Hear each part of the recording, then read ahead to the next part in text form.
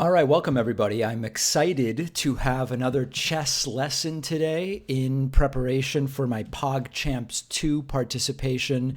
I've been doing lessons with Levi Rosman and Alexandra Botez and Eric Rosen. I've got people from Lee Chess and chess.com contacting me and saying, I'll give you lessons. My husband will give you lessons. My wife will give you lessons. My 8-year-old kid, who's clearly better than you, will give you lessons as well. But I think lessons probably with these three is going to be good for me. I don't know how much lessons I can do. So we're going to be joining Levi momentarily. I'm monitoring his stream very, very closely, very powerfully, and it looks like he's dancing right now. So we'll see about that. I don't know how much chess is happening. I do also have, I might just go over this tomorrow, but I was sent David Pakman show bingo instead of Trump briefing bingo. So this would be actually related to the David Pakman show. It's pretty damn funny. And I have some thoughts about some of these, whether these are really like the key ones that should be on David Pakman bingo. Oh, can people not hear me? Is that a thing? Hold on. I want to make sure. Am I too low? Anybody know? A couple people are saying I'm low.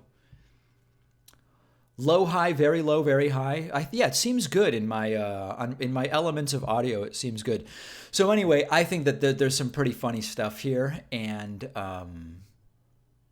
yeah, I don't know. Maybe I don't know that we're going to go through this right now, but we will eventually. So I'm going to actually just try to get a hold of Levi right now. And then we'll see what's going. I might as well just jump into it. I mean, there have just been so many streams lately that I don't even have that much stuff to talk about that I need to talk about separately. We might as well just jump into the chess stuff.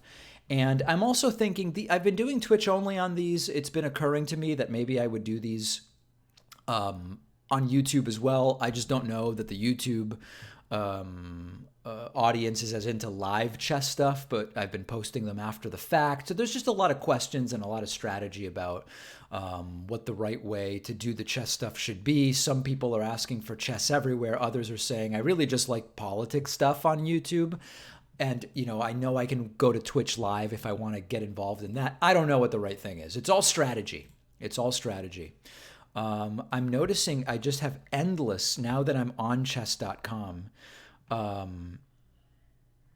wow, I'm having endless messages about chess from people who want to coach me. I mean, the thing is, it's like, how much coaching can I really do? If I have 3 coaches already and I've got to play some games and do some puzzles, it's like I'm still running my show full time. I don't know that I'm able to do quite so much. So let's check in with Levi and see what's going on. Let's see. Let me admit him to the meeting first. Okay, yeah? I think this is what's going. I think he's pulling me in now. Gonna be a little bit of tours for a second here, but I don't want to leak. I don't want to leak the meeting. Yeah, we definitely don't want any leaking happening. That's for sure. If something leaked, it would be just horrible. David, can you hear me? Oh, hey, yes, I can. Let me get everything going here very powerfully. I see you in a suit right now. I see a picture of you in a suit. Oh, that's baby me. And for some reason I changed that picture repetitively, and nothing changes. So I don't know why that's the case. Okay, you are gonna look hilarious on my window for a second. Gotta crop you. Whoa, there's 2 of you. Now, at some point, my audience will want to see you. Oh, there you are. Okay, now I see you. Okay, good. Yeah, I'm camera shy after the first lesson, so. Hey, I was monitoring your chat very closely just to see if there was anything interesting that may be a catalyst for conversation. Do you speak Hebrew? No. I did have a bar mitzvah. Okay. But I just learned how to say my verse thing. It's not a psalm. That's from the other holy book. That's not our thing. Psalms are not our thing. We don't do that. Got it. But what it's a verse, Torah, like a. I believe it's a Torah verse. Yeah, I think that's the way it is. One thing I forgot to bring this up before, but I believe there's also an Argentinian American. I don't know if he's also he might be Jewish, but he might not. Robert Hungovsky is a chess grandmaster, and he's actually also from Argentina. Robert Hungovsky. Let's look that up. That's interesting. I'm not familiar. I know that there have been some notable Argentinian players. Let's see what we can find about Robert Hungovsky. Why don't I have a chessboard? That seems important for a chess lesson. Is there a wiki for Robert Hungovsky? I'm not Boom. seeing one.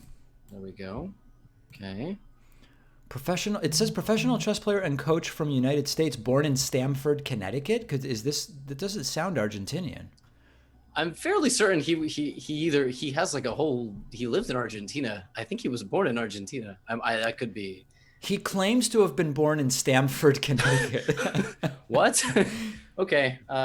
Disregard. I mean, I'm like fair because the thing is, okay, maybe he has a whole family in Argentina and he moved to Argentina and grew up in Argentina. That might be. That could be. That could be. That could be something. I'm trying to see who are the notable. Are you familiar with the Argentinian chess tragedy? Oh, no. I'm not either. I don't know. I don't want it to bum me out, but let's see. Gothenburg, Sweden in 1955. There were a bunch of Argentinians who were scheduled to play, many Jewish Argentinians. And what is the tragedy exactly? Oh, no. Oh, I think the tragedy might just be that a lot of them lost. Yeah, okay. I was thinking it was going to be that somebody died. No. Just a lot of people lost. Okay, well that's less. I mean, I'm glad nobody died, but it's an embarrassment for Argentina. Brain cells might have been lost. Yeah. Okay. I'm almost done. David, I'm going to put middle game lesson because I feel like with you. Last time we put 1100 elo. So since our last lesson, you've picked up 200 points, right? God, I can't imagine that's true. No, I don't think so. I don't think I've lost more games than I've won, to be perfectly frank. Okay, so we'll talk about that. The good thing is that at least now we have some official announcements. So obviously you'll be taking part in PogChamps too. I think I'm not responsible for scheduling or those kinds of things, and right. But that we'll figure all that out logistically. Talk to me about what you've done chess-wise. I know you did one lesson with Eric and I think another lesson with Alexandra. That's right. What did you? I watched actually a lot of it. I had you and Eric on in the background while I was doing some stuff. So it was mostly just arguing about whether you're teaching me the right stuff.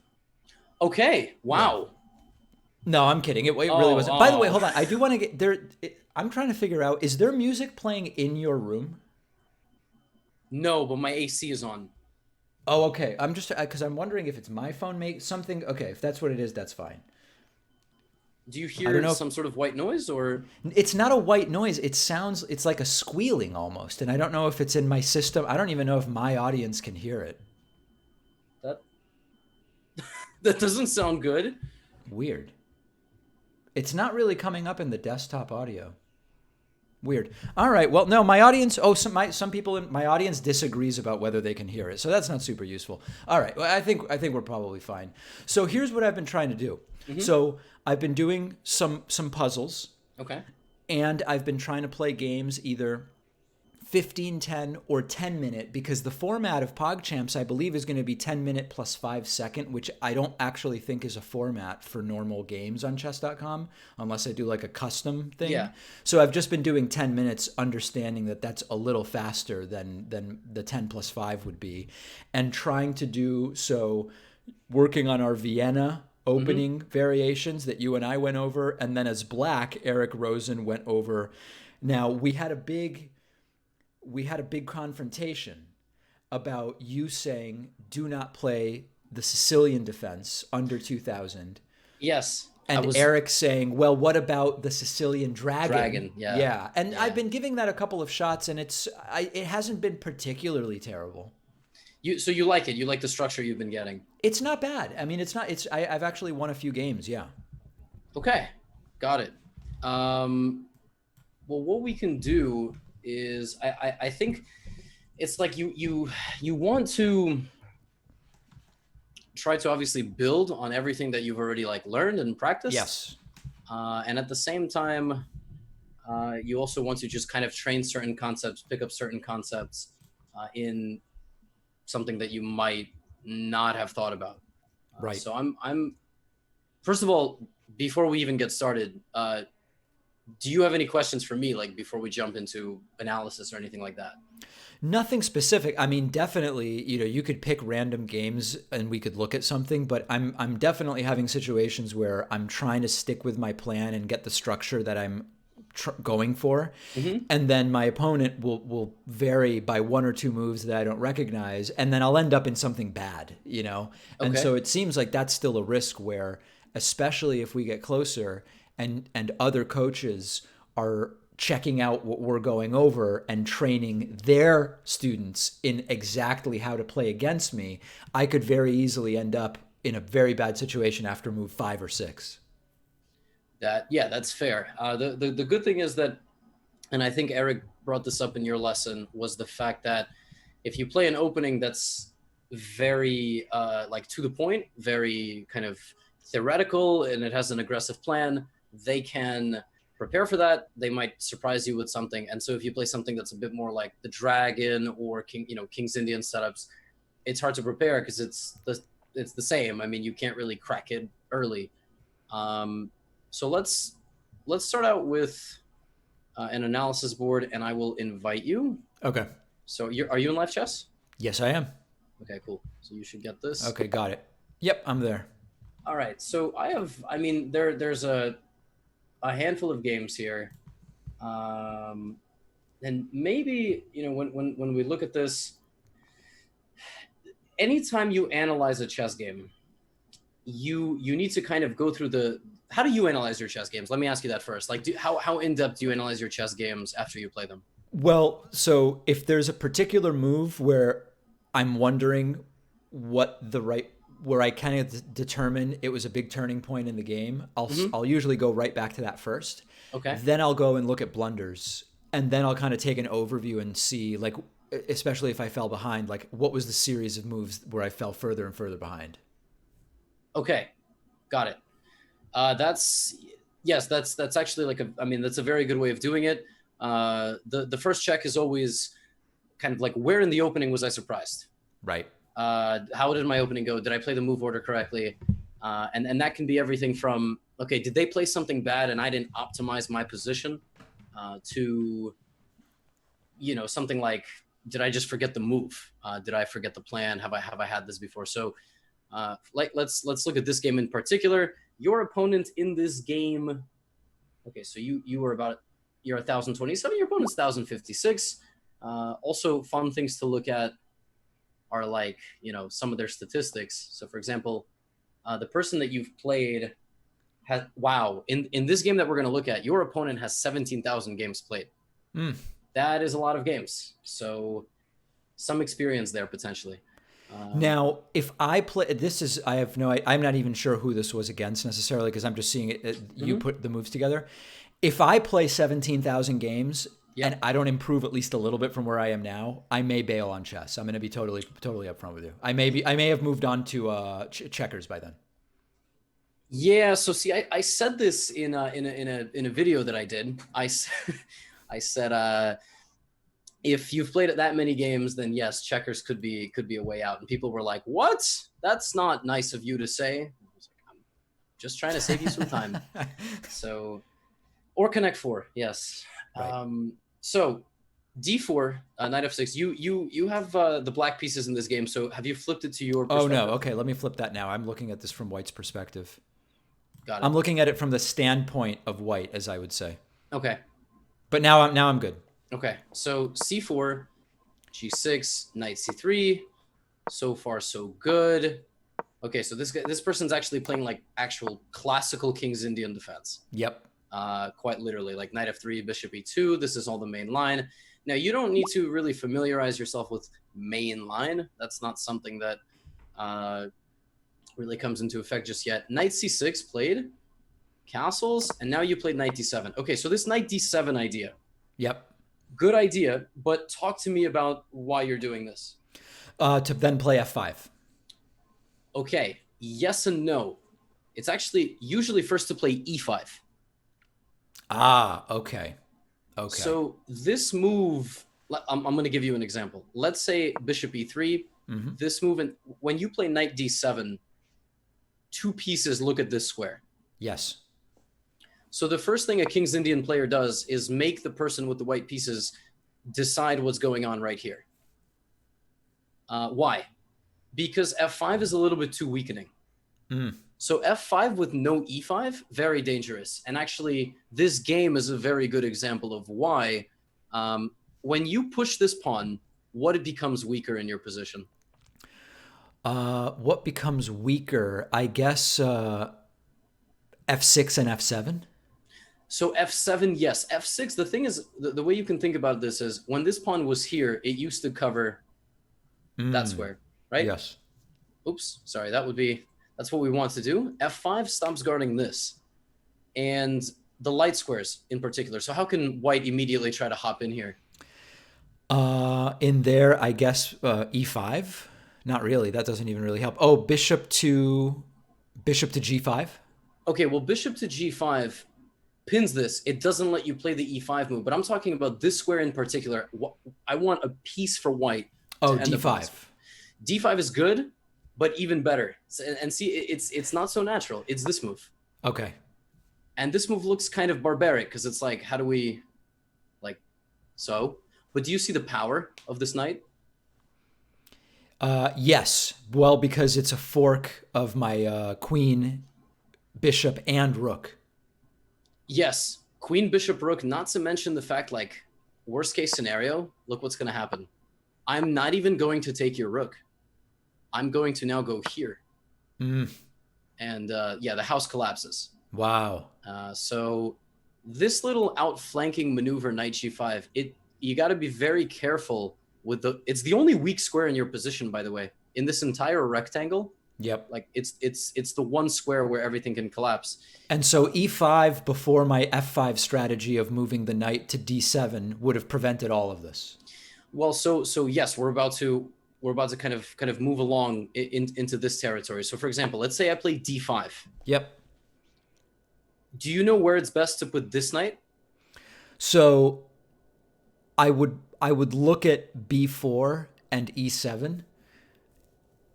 Yes, And my instinct would probably be to go to e7. you're absolutely right. The way the King's Indian works is it's very much like a slingshot. You go back to go forward. So you are going to now prepare the move f5. However, Mm. here's the small thing. Like, what if I play, I don't know, b4? Yep. Again, do you see the problem with rushing with f5 right now? Um, no, not really. I'm gonna do the same thing. Okay. Oh, say it's the same problem. Okay. Yes, I'm gonna hop right on into e6, and like a good player will kind of punish this setup. So Yeah. disallow my knight access to that square. H6. Yes, very good. H6 and f5 go together, and Okay. then you get your center. Well, I should actually no, incorrect. Your flank pawns rolling at the enemy king. So, traditionally speaking, King's Indian attacks look like this, Mm-hmm. with the closed center, and then f5, g5, f4, g4, etc. You'll bring these pieces as well. So the knights will come out this way, and so on and so forth. One determining factor of whether or not this is even possible comes back to this move. What if white takes? Okay, so if white takes, I think that there's actually some tactics here. I think, if I recall correctly, where hold on a second. So if I take, I'm actually not so sure. Do I take with the knight from d7? Mm-hmm. It's actually, I think, any move except the bishop move.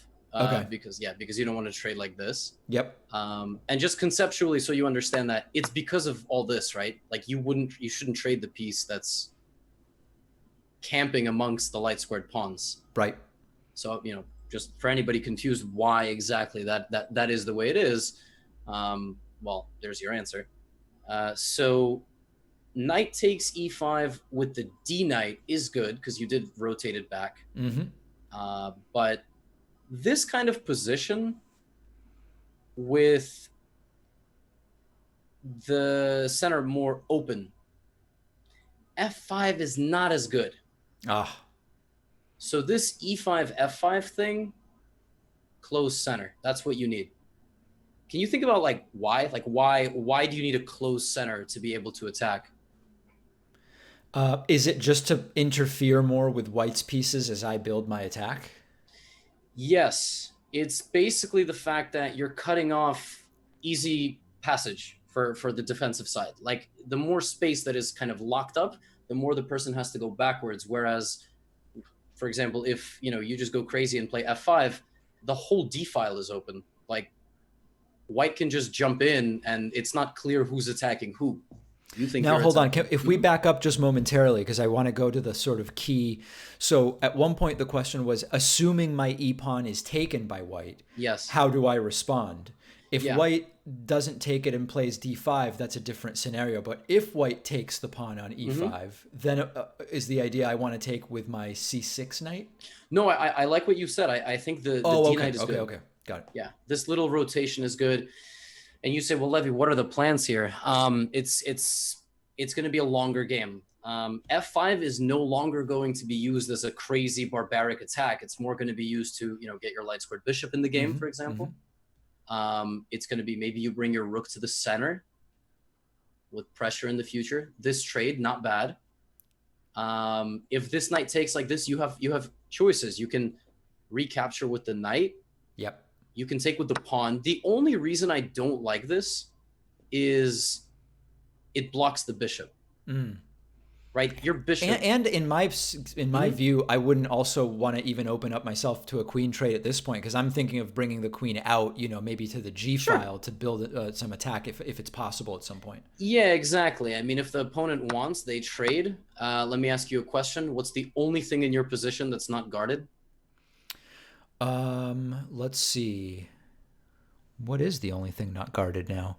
No, hold on. Isn't everything guarded now? Well, this is why I ask. It's good to train this sort of vision. C7, the C7 pawn. C7. C7. Yeah. And so when you identify that, by the way, this will come just naturally. Like you'll just kind of, the brain will automatically start picking up on the fact, like, okay, this is unguarded. You say, it doesn't matter. He's too far from it. Yep. How will White attack this pawn? How will White attack that pawn? Maybe with knight to b6, b5 rather? Yeah, either of these moves. If I'm going to be annoying, probably d5 is a little bit better. And now the only way to guard this is to play rook up. Right. And blocking in my bishop. Yeah, so your position is just very unpleasant if you kind of play like this. So you bring up a very good point. You want to keep the game going. Don't trade the queens. Take with the knight, and then so on and so forth. Now, in this game we played f5. So there we go. Now we learned something about the opening. We know that e5 is actually a move of preference. I'm also going to give you one more wrinkle in all this. I actually like to develop the bishop first. Here's why. Because if they attack, I'm happy making this trade. So even though in our first lesson you said I should prioritize keeping my bishops, yes, rather than taking a knight. In this, once we're at this point, we would be dealing with a different situation. Yes. So it's general rules, and then you start kind of adding the the extra components. So the component here is you shouldn't trade the bishop for the knight unless there's a good reason. Here's the good reason, or I'll try to convince you if it's a good reason. So now develop the knight to c6. Yep. So you go ahead. You can play it. Okay. Just so kind of you have the, let's say, a castle. Now your plan here is the same. You're playing with knight d7. So go ahead and put that on. Oh, now I do. Okay. Yep. And you see the difference is that now that bishop trade for the knight, there's no more central guard. Right. So you actually are just straight up threatening to win that pawn.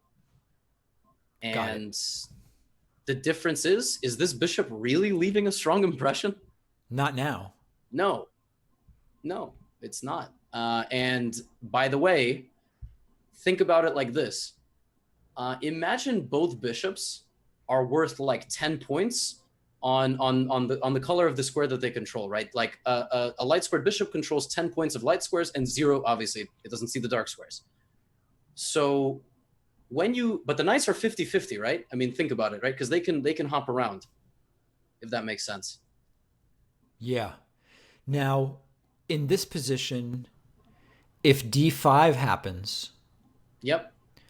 then I guess I can completely undevelop to b8. I can play knight to b4 or over to e5.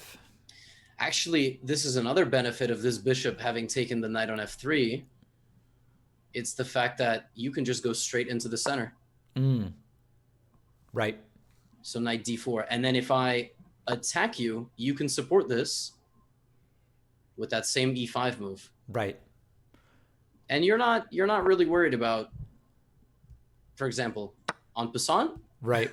Well, now the question is, you remember you can bring this back, because the problem here is this loses a piece. Yep.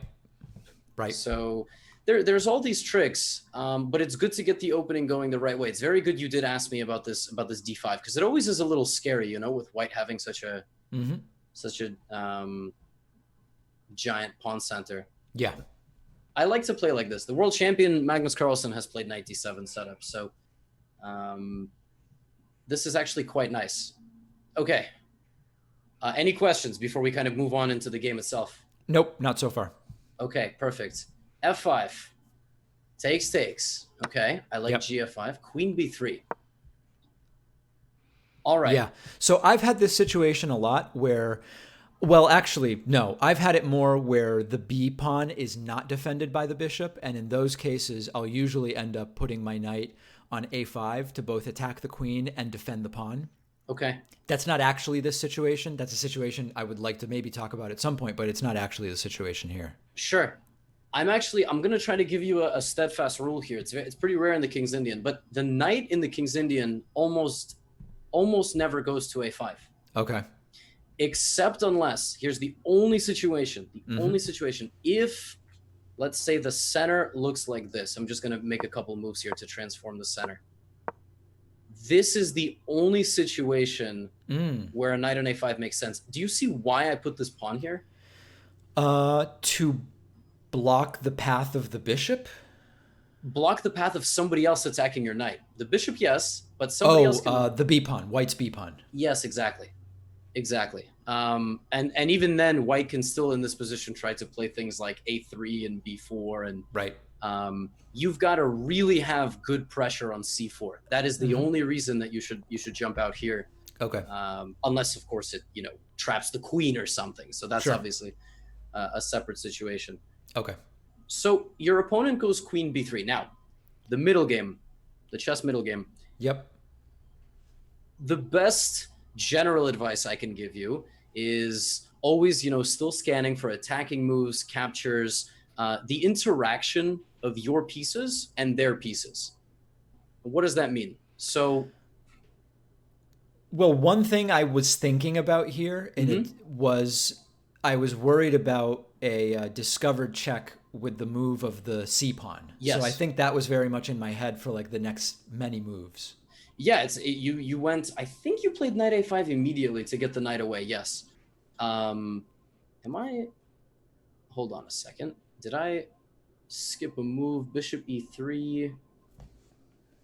Okay, 8f5. Let me just back up right here. In this position, your opponent didn't play bishop a3. He played a3. Not that it's a giant difference, but let me just be precise. So it was a3. Now f5 takes, and then queen b3. Okay, right. Great. So just a small difference. You're right that this is coming. Now, the way you evaluate this is this scary? So just thinking about it, check. What are you going to play? Well, I guess either king to h8 or rook to f7. Okay. Or maybe... yeah, I mean, I guess that's the pawn to e6 wouldn't make sense because then the queen. Yeah, the queen is on that diagonal. So again, I'm going to give you one more steadfast rule for King's Indian positions, because your middle game with black will flow from the ideas that you kind of stock up on the opening. So rook f7, almost never good. Okay. Why? But why? Well, then the rook is pinned, and then I still might end up having to move the king if I want to move the rook later. Yes, not to mention, like, for example, just a very clear refutation. You remember our knight maneuver for white? Yes. Yeah, here I think it's just devastating. I mean, knight Right. g5 is killer, and Yep. you just, yeah, you can't. Not to mention this move.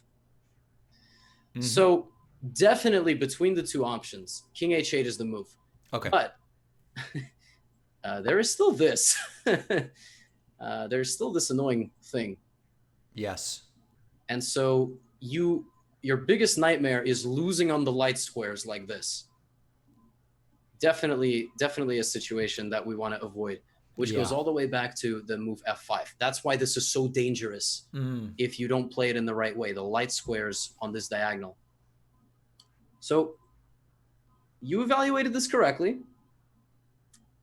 and you played knight a5. Now you played knight a5, but he goes queen a2. The problem is that it's still a threat, right? Yep.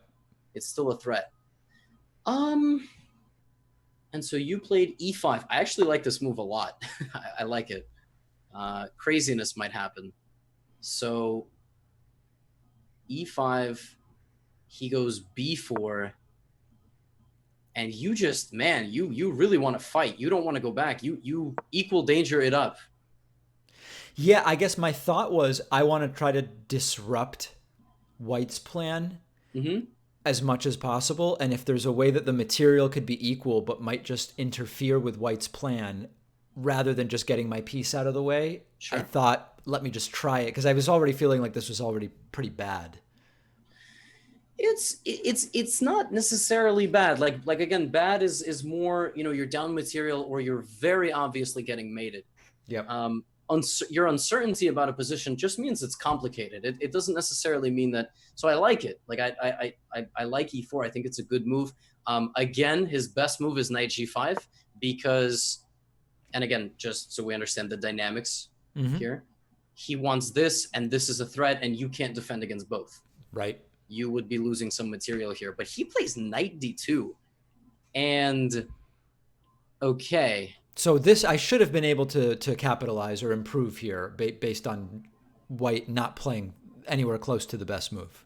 Right. So you immediately notice, and this is a good lesson for everybody, is you immediately notice that this pawn is no longer guarded. And if you were to take, and he were to take, and you were to take, that'd be good. Right. And that is absolutely correct. If you plug this in retroactively to the engine, it'll tell you, actually, David, it's better for you to go here, not allow this, and try to take with the knight. That's what it will tell you. Okay. But that's a little bit bullshit. Like in terms of like the level of the players and everything, Bishop, the way you're playing is fantastic. This is why you don't always need to trust computer. I mean, knight c6 it's a very nuanced move. And I'll try to explain in a second why exactly. So actually, maybe I'll explain right away because it seems as though pandemonium occurs. So here's the thing. The engine likes this it likes knight c6 first because it doesn't like you opening this diagonal. That's what happens when you take with the bishop. The engine is looking at this and going, when this knight moves, this bishop will get traded, and you see all these weaknesses. Right. That's going to be an issue. But human beings don't see that. Like, we just see we're up a pawn and we're doing okay. And that's why I commend the way that you played this. Until you block with the rook. So we don't want to do that. Yes, rook f7, we want to just go to the corner. I think it's very dangerous for you once you block. And I think that might have been where things got dicey. Yes, to say the least. Wait, no, hold on. You're still doing great. You found knight c5. That's a fantastic move. Oh, did I? Okay, yeah. I mean, I remember this game, but certainly not. I'm reliving it right now. Right. So, I mean, some folks would get tunnel vision here. You just played bishop here and bishop here, so they would be thinking, oh, okay, I might as well make a third bishop move. Bishop a5 is horrible. It's a horrible move. Can you tell me why white to move and win here? Um, It has nothing to do with the bishop. It just has to do with the rest of the position. Maybe white bishop to c4. Yes, bishop c4, bishop h5. The point is that you remove your bishop from the game is what you're doing, and you're not taking care of yourself. Right. That's now I don't know which of these two moves is better. I think bishop c4 very straightforward. And let me just also show you another little tactical thing. I can defend this by playing something like queen f6 or queen e7. I don't know. Queen. Let's say I play queen f8. Does white have to take this? No. No, it's actually a rare situation where you have pressure and I cannot stop your pin. There's nothing I can do about it for one whole turn. Right. So white can do anything. I mean, white can even play a move like this, just bring the rook and there's a new piece joining the attack. Yep. So this is an important thing. Like, you don't need to cash out immediately. Sometimes you do, sometimes you have to, but not all the time. And I commend you for the move knight c5. And let me just, I don't know, maybe you remember your thought process. Why is taking this way the right way? Well, it just seems like my knight is more active there and maybe could help soon rather than taking with the pawn. You're absolutely right. And you also open up the bishop. If you get one more move, you're going to go here. Right. And then everything is set. You're all good. Interesting. All good. But your opponent's a bastard. So he plays bishop c4. Right. Now, did I then bring my bishop out? Yes, and we will learn here about... Okay, so bishop e6 is incorrect. It's better for you to lose the rook for the bishop. Why? Because then I could be in a position where the queen can't attack or can't be used, or I'm not sure. Does it relate to the queen? First of all, yes. I mean, let's just bring this up. This is great for you. You lose a rook, but you get a bishop for it. Right. And not to mention the fact that you have basically 3 extra pawns. It's 2, but like I don't count this as 2 pawns. So it's also just a matter of, okay, you might say, well, I'm going to lose my rook. It's better if I go here and lose just a piece. I think this may have been my exact thought process. Yes. However, this is not good. It is better to get a piece for the rook than a full piece for nothing. Got it. So if you could get a rook for a bishop, you'll often realize that rooks are endgame pieces. Like, do you really feel the presence of this rook on the board? No. No, not yet. You feel the presence of this rook because there is a very clear weakness. But yeah, if you just play b6, for example, that rook's not going anywhere either. So that's another lesson. If you're about to lose a rook, try to get a bishop for it. But wait, am I reading this right? What happened was takes, and he didn't even take the knight? You tell me. He played rook takes b7? Oh, no. And he thought, do you know why he played rook takes b7? He spent 3 seconds on that move. You can't do that. You can't just, I mean, all right. So what did I do? Jeez. Well, it could have been a matter of time trouble. That's the thing. I don't know. I have, we're on move, 19, and this game was 42 moves long and white won. So something had to go wrong. Let's just quickly look at this position and then create it's hard to think about these things live during the game. So I want to kind of try to make this your instinct. Let's say you see in the game that queen takes knight is possible and you're like, crap, my position's going to be bad. But all of a sudden this happens. Yep. So if let me tell you, if I'm playing this position now after rook b7, I go, he missed a chance. Great. I'm better. By how much? By how much is black better? A little bit? Is black almost winning? What do you think? It seems very marginally better. Okay, very marginally better. Now talk about why you think that is. I mean, I guess I have better pawn structure and position. And I still have this rook is still pinned in a sense, although right now it's being blocked by the knight. I have an opportunity maybe to get the king out of the way, although I don't think I did it actually. I could maybe try to force a trade on b8 and then continue sort of like a position that maybe could have been bad. I'm still ahead by a pawn, I guess, and I'm sort of getting a little closer to the end game without having fallen further behind. I don't know. Everything that you described is completely correct. It's just sometimes like the sentences approach to the game, like it's completely accurate. The problem is that at the end of that, we have to come up with a plan. Like Right. we don't just get bonus points for a slightly better position or a winning Yeah. position. Yeah. So the method.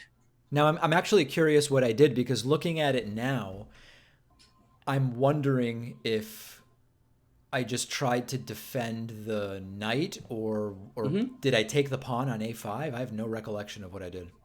Yeah, well, we got to be careful because this is still a threat. Yeah. So you moved the knight to f4. You hopped on in with the knight. Um, Let me think here. So whenever you have something under attack, there are three options. Uh, Defend it. I mean, right? Queen d7, Yep. queen e7, queen f6, queen c8. Sorry, not that. This, which hits the rook, and also, you can block the attack. So actually, in this position, you have a very sneaky move, d5, Right. which expands your center. This is guarded, and if I would get two moves here, I would probably just bring my queen and maybe just bring this rook into the game or something. Maybe that's something that I would do. Or use the open G file against your opponent. Slide the king over, as you said, but all of a sudden, it's not clear again, like who this is worse for, right? Yeah. So open G file. It's a lot of information. This is the good thing about like really dissecting a game, not just with the analysis feature. And another way would be just to create a stronger threat on your opponent. Like, for example, okay, well, he has this, but I'm going to go here. But that's terrible because your bishop is way better than that piece. Right. So you played knight f4. Okay. Yes. And I think what I was thinking was the idea of maybe a fork on e2, although right now, if I ended up taking the bishop, I would just lose the knight. But I think that's what was in my head, that maybe that would be good at some point. Yeah, you can. So that gets a stamp on it of being, the approach of simplification. You can take the bishop, then the bishop is no longer guarding the knight, and then, but the problem is that, yeah, the queen is still there. Now, of course, you can just trade all these guys, just trade them all off. But I would argue you have better pieces, right? You have better pieces. Someone in my chat is asking, is there anything wrong with the move knight c5? No, this is also a perfectly reasonable move, but I can't analyze 5 options a move. So some things I have to gloss over. So knight f4. Only thing is about this move is that it's loose. That's the only thing. It's not guarded by anything. Yep. And he finds a great move. To his credit, he actually finds a fantastic move. It's actually, according to my notes of the game, this is the longest that he spent in the entire game, and he probably played the best move, knight c4. So what is this attack? Well, there's I guess if the pawn wasn't defending, there would be a fork on d6. Actually, no, there wouldn't. What am I talking about? No, what is that attacking? Don't just think about the knight. Think there's other pieces. Yeah, I don't know. What is it attacking? Is the... I'm not sure. Oh, it's potentially, it could be brought in to attack the rook, and then the queen and the knight would be pointed at the rook. Okay, so there's a lot of thought about the knight, but here's a new skill we're going to add to our arsenal today. It has nothing to do with the knight itself. Oh, okay. Is this guy now open? Ah, yep. Discovered attack on the knight. Yes, and which is, as you mentioned, loose. Yes, and so it's easy to start, coming up with these ghosts like, okay, knight d6, knight e5, but don't forget it. Just do a quick scan before before you start picking this up very naturally. Like, you'll naturally see this. This is what you're going to see, and this is what you're going to see. It'll happen naturally. But for now, your opponent goes knight c4. Don't just look at the knight. Just look at how everything might have changed. Oh, the bishop now sees my knight. I got to be careful. In the game, after knight c4, you played d5. Wow. Okay, striking the knight. This is chaotic. I like it. I like it. Now, at the very simple level, d5 is not as good as moving the knight because he will just take, and then he can recapture. That's the Right. only. Right. So he's won a pawn, and do you notice what else is a problem for you here? The bishop is now under attack. Yes, and also this looks very scary Yep. because he's got this now, Right. and you're with you can still probably defend the position, but I mean, it's a scary position. So that one knight move, but again, like d5. How can you think about this more generally? If you miss bishop f4 and you just play d5, okay, it's a little lucky, right? You get away with it a little bit, just a little bit lucky. But if you see bishop f4 and you're like, well, I play d5, I'm just going to counterattack him. It's bad because you lose a pawn and you activate his queen. Yeah. And then the queen is forking the rook and the bishop. The rook, the bishop, the c7 pawn. It's Yeah. a little bit. So it's better to just move this guy somewhere safe. Yep. Even here, like just to be safe, just to be safe. So was this the point at which it started to become more like a new level of trouble, where recovering was seeming less likely? Well, he didn't actually take the knight. He played rook b3, which is a fascinatingly curious move. So your knight is still hanging. Yeah. Your bishop is hanging. His knight is hanging. Now let's see something. You spent oh wow, craziness. I saw this brought up in my chat. They said, is queen g5 a good move? So queen g5 just straight up threatens mate. Right. Oh no, guys, knight e2 is bad. Don't forget the queen. So no, be careful. So I like queen g5. I like it from the perspective of you're seeing how your pieces are interacting. Mm-hmm. I like it. He finally finds this move. You take. He takes. You take. He takes. Yes. Okay. We're in an endgame now. This is no longer the middle game. This is what's called a heavy piece endgame. Queens and rooks. Mm-hmm. So we've made it out of the middle game. Both players had their spots where they could have played slightly better, but that's chess. Like that is literally chess. And if the engine afterward is like, this move is bad, this move is bad, this move is bad, that's where it gets hard as a chess player, because you're like, oh my god, I'm playing so poorly. Yeah, compared to like a cyborg, Right. Now, at this point, who's winning? As far as you are concerned, it is equal. Okay. Actually, I would argue. I mean, it seems like my pawns are a little better. Yes, as I was going to say, as far as you should be concerned, you are maybe a touch better. Yep. You're not, according to, again, the computer, but that's practically, it's about practical and engine evaluation. I would say that black here is a little bit better, as you said, because of the activity, the only drawback being this. Now, I'll tell you what my game plan here would be, David. It would be this. I would just go for it. Go for it. Just go for it. And maybe try to break through. Obviously, you can't play that right now. Don't lose the queen. Yep. So, and I don't care if it says plus 0.6. At the 1,000, 1,100, 1,200 level, this is probably better for black. Now, let's see what happens. And also, let's take into account the time situation. So, at this point, you have 5 minutes, and he has 8. Right.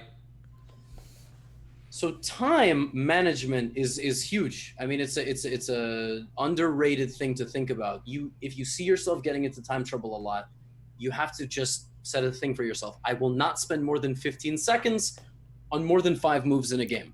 Right. And the thing I think at this point with 5 and 8 was, I'm also evaluating, given my familiarity with these types of positions, I don't imagine I'm going to run out of time. Let me put it that way. I think in this situation, the game ends before I run out of time. If I have 5 minutes at this point, even if my opponent has 8. Got it. You're not wrong. And it's good that you're not panicking when you get 5 minutes. Because some people, they see that low time, they see the drifting from the opponent, and they start going, oh, it doesn't matter, how are they playing so fast and they're still doing well? So what we're going to analyze is only your play. I will analyze the time management element. Like, for example, on the next move, you spent 16 seconds. So in 5 seconds, give me 5 moves for black. Just literally. Queen to g5, king to h8, rook to b8, queen to e5, c6, although I don't think it's really good. Yeah, we don't want to. a6. Okay. A6. Yeah, no, it's good. We need to get this rook in the game, 100%. Yep. Like 100%. So rook b8, rook d8, rook e8, rook f8, and yeah, and I mean everything else, queen e5, king h8. Now that you know this plan, all good. So we just got to be quicker. If you don't see the difference between a move and another move, and none of them blunders anything crazy, like Yep. sometimes we just gotta play something. And what did I play? I like the move. You played rook f8. Like, oh, I did. Oh, okay. Yeah, all right. it's good move. The thing is, it doesn't make a mistake, but it doesn't do anything at the same time. It brings the rooks to the game. But here's what I would have done. Like I said, I would play king h8, rook g8. That's what I would have done, because then Yep. you can make the argument my rook is attacking down the g file. Yeah. However, just because a move doesn't do anything doesn't mean it's a bad move. You just don't need to spend a lot of time on it. Sure. So rook f8, blitz it out. Let him think. So rook f8, nice. Rook fc1. Okay, now you played king h8. I like this. It took you some time to come up with this. On the next 4 moves, this, and your next 2 moves, you spend a minute, which is a lot of time. That's a lot of time, especially when you have 5. So king h8, he gives you check. You come back. I would, like I said, I would try to maybe go for this, but it's hard because, you know, he does something very logical. He brings his rooks on the c file. Yeah. And tries to attack you here. So king back, queen b3. Okay, now we make a mistake. Yes. But I think it might have had an idea. Did you play c5 on purpose? Yes. I think my idea was, what was my idea? My idea, I think, was that if he took on, that was exactly the idea. Yes. That if he took, then I attack the queen with rook to b8, and then it's defended with my queen. Yeah. Right. Okay. So c5 and rook b8, it's a very nice idea. I mean, to find the coordination here and attack his queen. But in the end game, we want to try to hang on to our material. Even if it's just a pawn, you're like, all right, so what? Like this, he's got double pawns. Like this counts as 1 pawn. Yes. But when we do this, we allow the rook certain access into the position. It's just certain access, like supported by this guy. Again, you've got these pawns, so maybe try to use them somehow. Like try to push forward, like slide the queen back maybe to e5, for example. F4, F3. Now, at this very moment, this is a problem. Yep. He will go here. You cannot take. Right, so that is a small problem. But he took rook b8. I don't think you lost this game because you lost the pawn. Or maybe he was just so good at the endgame that's what happened. Oh, wow. He played rook c8 check. Wow. He found that. I was really hoping he wouldn't. Right. I did not even see that when I was developing this plan of attacking the queen. So here's the problem. It's that your king is too weak. Yep. And he can hunt it down. Queen c3 check. And if you block, he will put some pressure on this. How will he do that? Pressure on that. Oh, rook to c6 because my rook's pinned. Yeah, your rook is pinned, and it's just unpleasant. Like you can defend, but here's the problem: you will never get to move again. Yeah.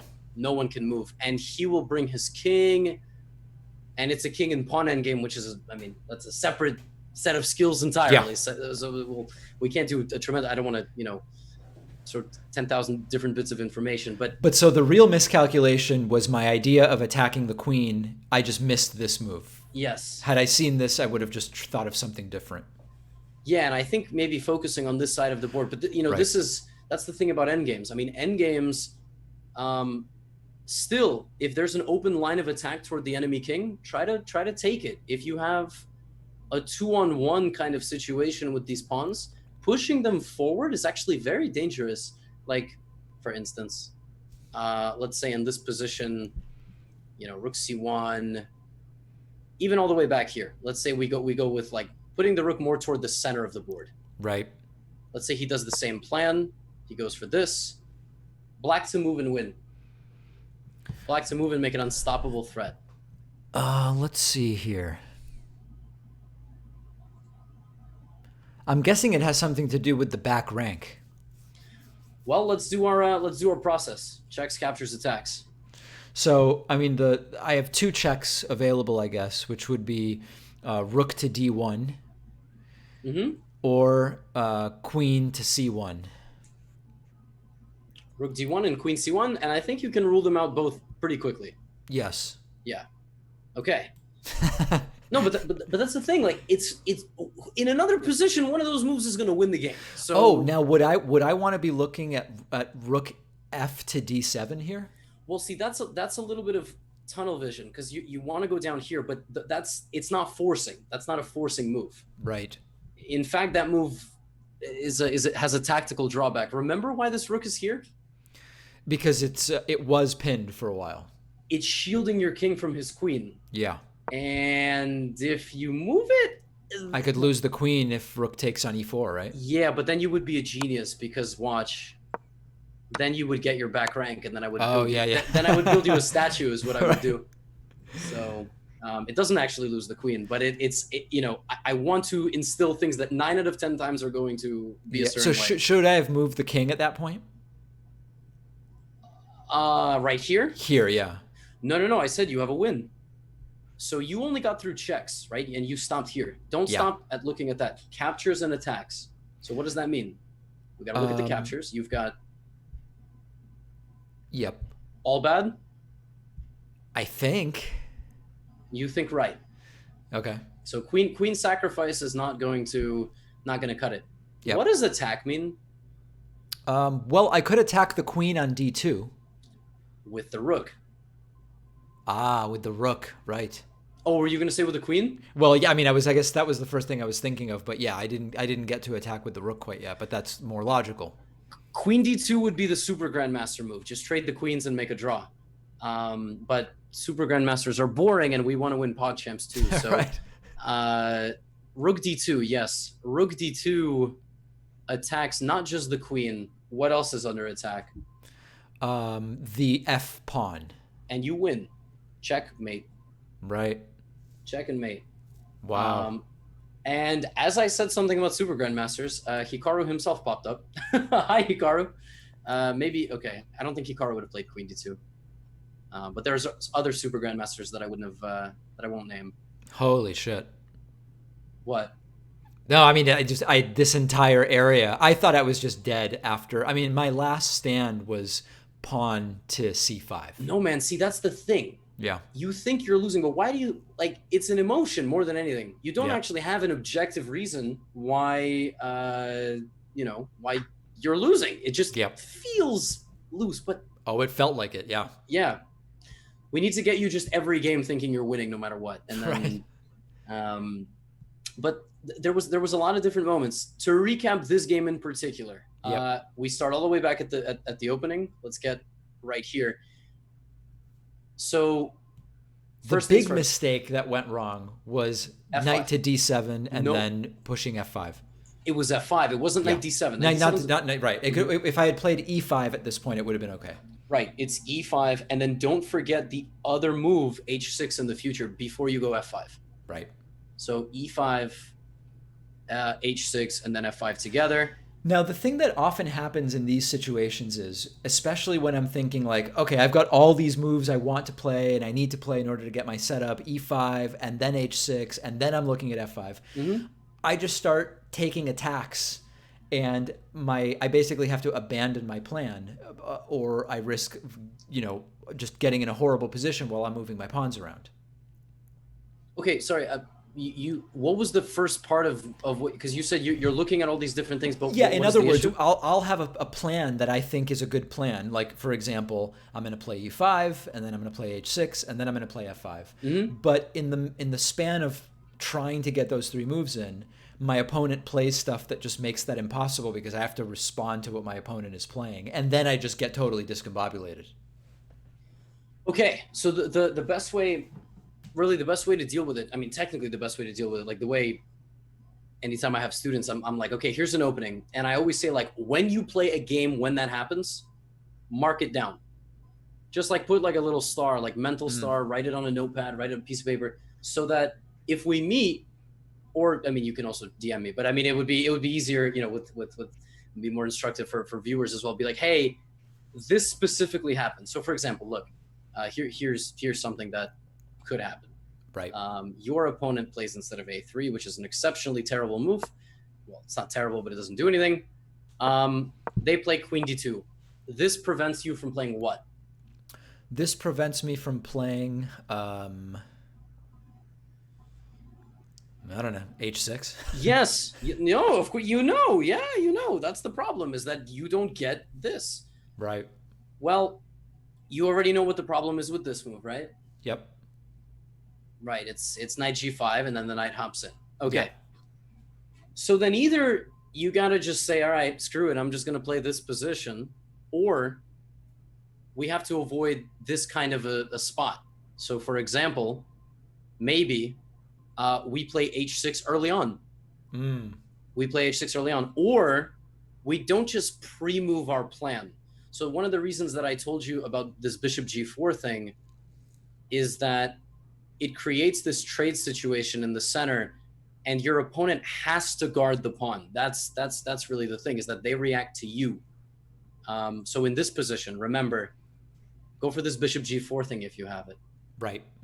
So it's like a move order thing. So play bishop g4, and then let's try to get accustomed to what that position would look like. Let's say I castle. Now again, you don't have to take, Yeah. because I didn't attack you. So you can continue with your development. So now I could play either e5 or h6 if I want to do h6 first. Yeah, e5, h6, and by the way, even knight d7 here is probably fine for the setup that you're looking for. Okay, yeah, I guess I would move the knight back first at this Right, point. and let's say I play bishop e3, and I think, oh, I don't want that to happen, so I can't. But also remember something else. The knight is why you have to play h6, right? Yeah. I could also take the knight. Yeah, literally, that's actually the whole reason is why your life gets a lot simpler without this knight, in my opinion. This is always how I teach it, with this little wrinkle, where just trade and then go for everything with e5 with this whole setup. E5, knight d7, e5 is also good, because then you don't have to deal with this stuff. And if you trade that bishop, but your bishop is not so useful anyway, right? So, so you do it like this, and you've added an opening tool. As far as the middle game is concerned, do you remember like certain elements? For example, knight a5 almost never. Yes, only if I have a pawn on c5. Yes, and you probably, the way you have it, won't play it because you play knight c6 first. Right. The way that the game proceeded was a3, f5 takes, and I think we got knight a5. Now e5. Everything that you played like here was, I like the way you played. I mean, you navigated the chaos pretty well. Equal danger, you use the concept of equal danger. Knight g5 here, we said obviously it's okay. It's a good move for white, so maybe just bring the knight back. But you saw this now, before the lesson, maybe not quite. And there was, other small things that you actually picked up on very well. Like, for example, let's not pin ourselves. Let's bring the king to the corner. Right. Which I did during the game and then realized it was not a good idea. Yeah, exactly. Unfortunately, sometimes in chess, we have to make the mistake and then learn, and then then it sucks. You should see how many times after the game I realize how I could have won. Really? Not super useful in that game. Okay. Maybe for the next one. That can definitely be frustrating. But so conceptually, the point of this type of opening is to get to the middle game without having blundered anything or suffered a major loss, so that I can start pushing the H, G, and F pawns. Primarily yes, but remember, only when the center is closed. Right. When the center closes, so you have two different King's Indians, I would say. The King's Indian, which is locked, and the King's Indian, which is a little bit more open. That one is a little bit more mysterious. Okay. Meaning, it's a little bit harder for me to give you like a straight up game plan. Whereas, if I taught you like the Stonewall Dutch, which if you want to learn or not, is kind of straightforward. It's like, okay, this is how you set up your pieces every game, and this is your game plan. It's Yes. just, it's not like you have to figure it out on your own. So, okay. I feel like we should also analyze something with the white pieces. Okay. I feel like that would be helpful. Let's do it. And then maybe I don't know, how energetic are you feeling? I was thinking, what do we start? Like 8:30, 8:45, like 2 hours or 90 Yeah. minutes? We can see how it's going. I mean, we could. What are you thinking? However your energy is. How? Oh no, I mean in terms of. So you're thinking analyze white and then maybe play a game? Yeah. Okay. Okay. Sounds Yeah. good. No laundry today. No laundry today. I may have a grocery delivery though. If that happens, hopefully it doesn't happen at a critical moment of a game. But that that should only be a brief distraction.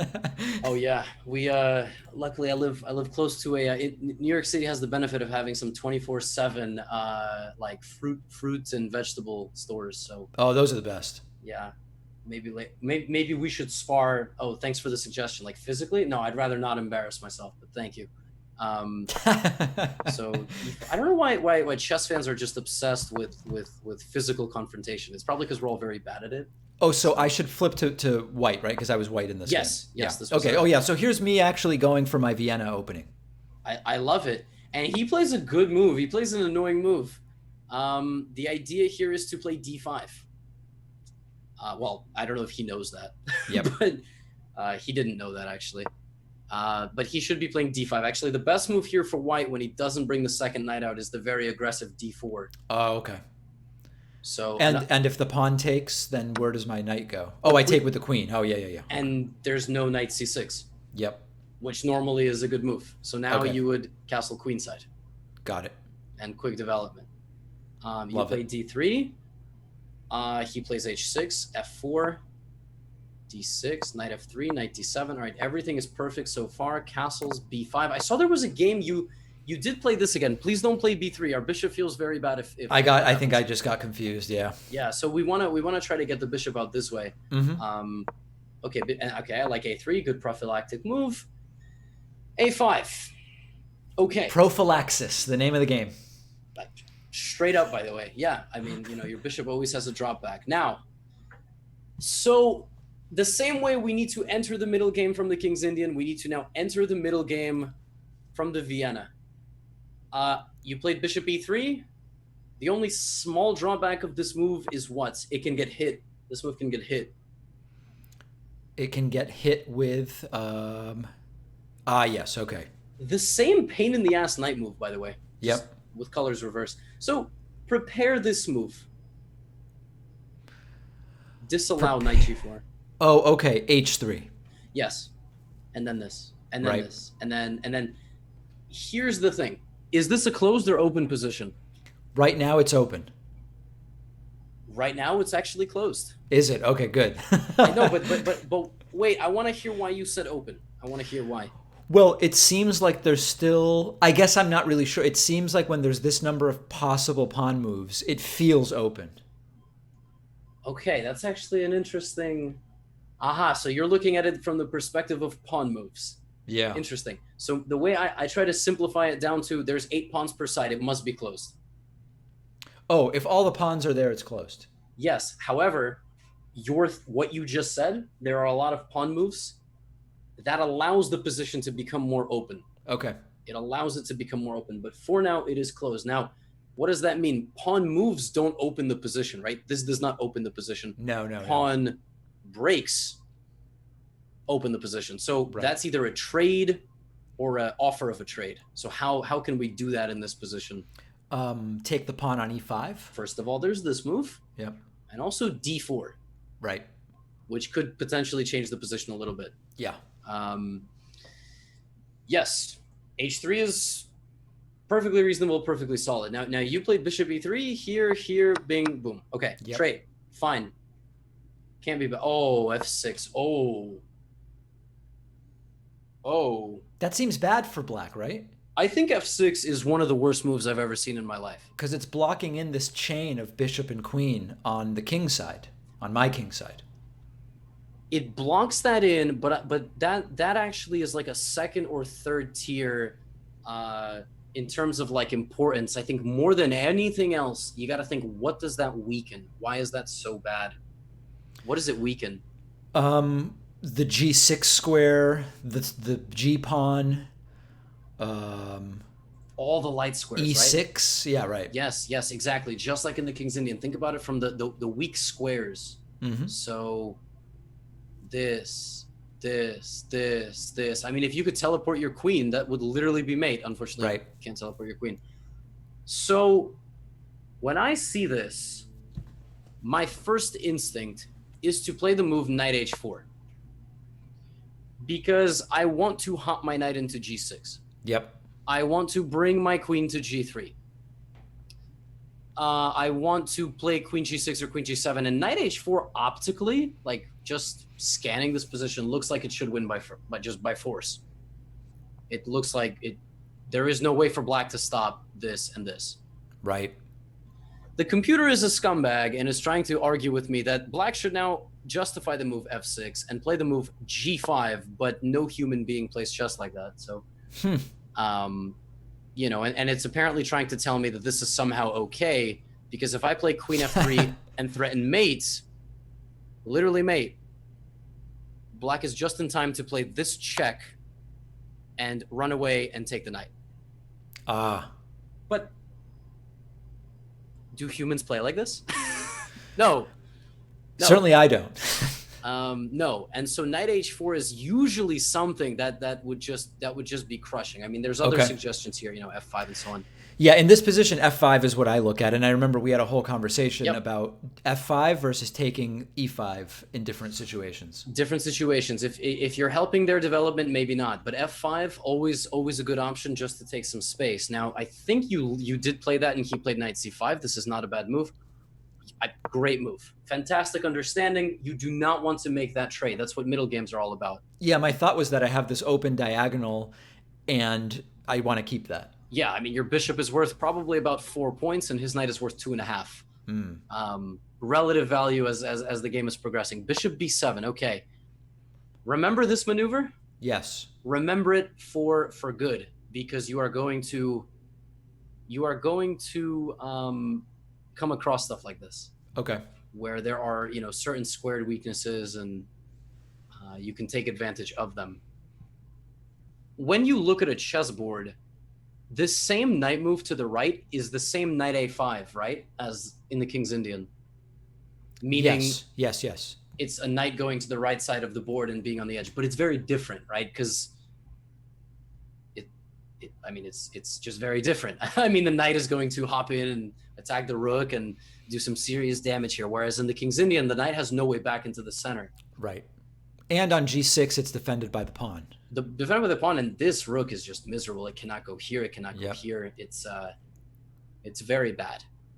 So knight h4. Now, the other thing is you're not going to win this game unless you trade some pawns.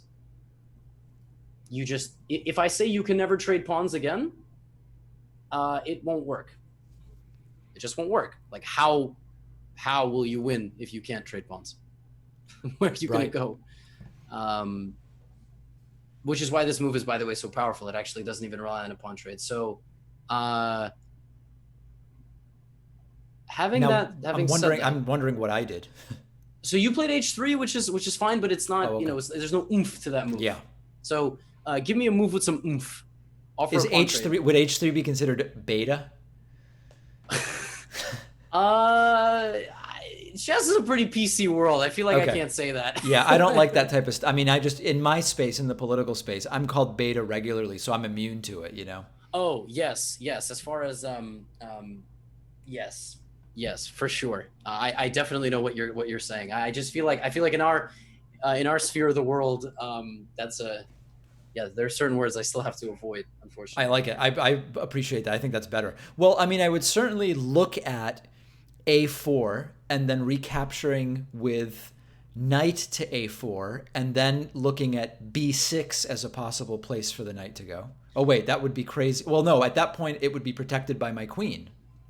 Okay, yes, but I do control this 2 times, right? Oh, that's right. Yeah, okay. So that's a terrible idea. No, actually, a4 is not. It's not bad because they can take. This would actually be nice. The problem is this, and you have to go backwards. Ah, okay. That's Yep. actually more of the problem. But that's a, you know, again, a4 is a nice idea. What do you think about b4? You like this? Um,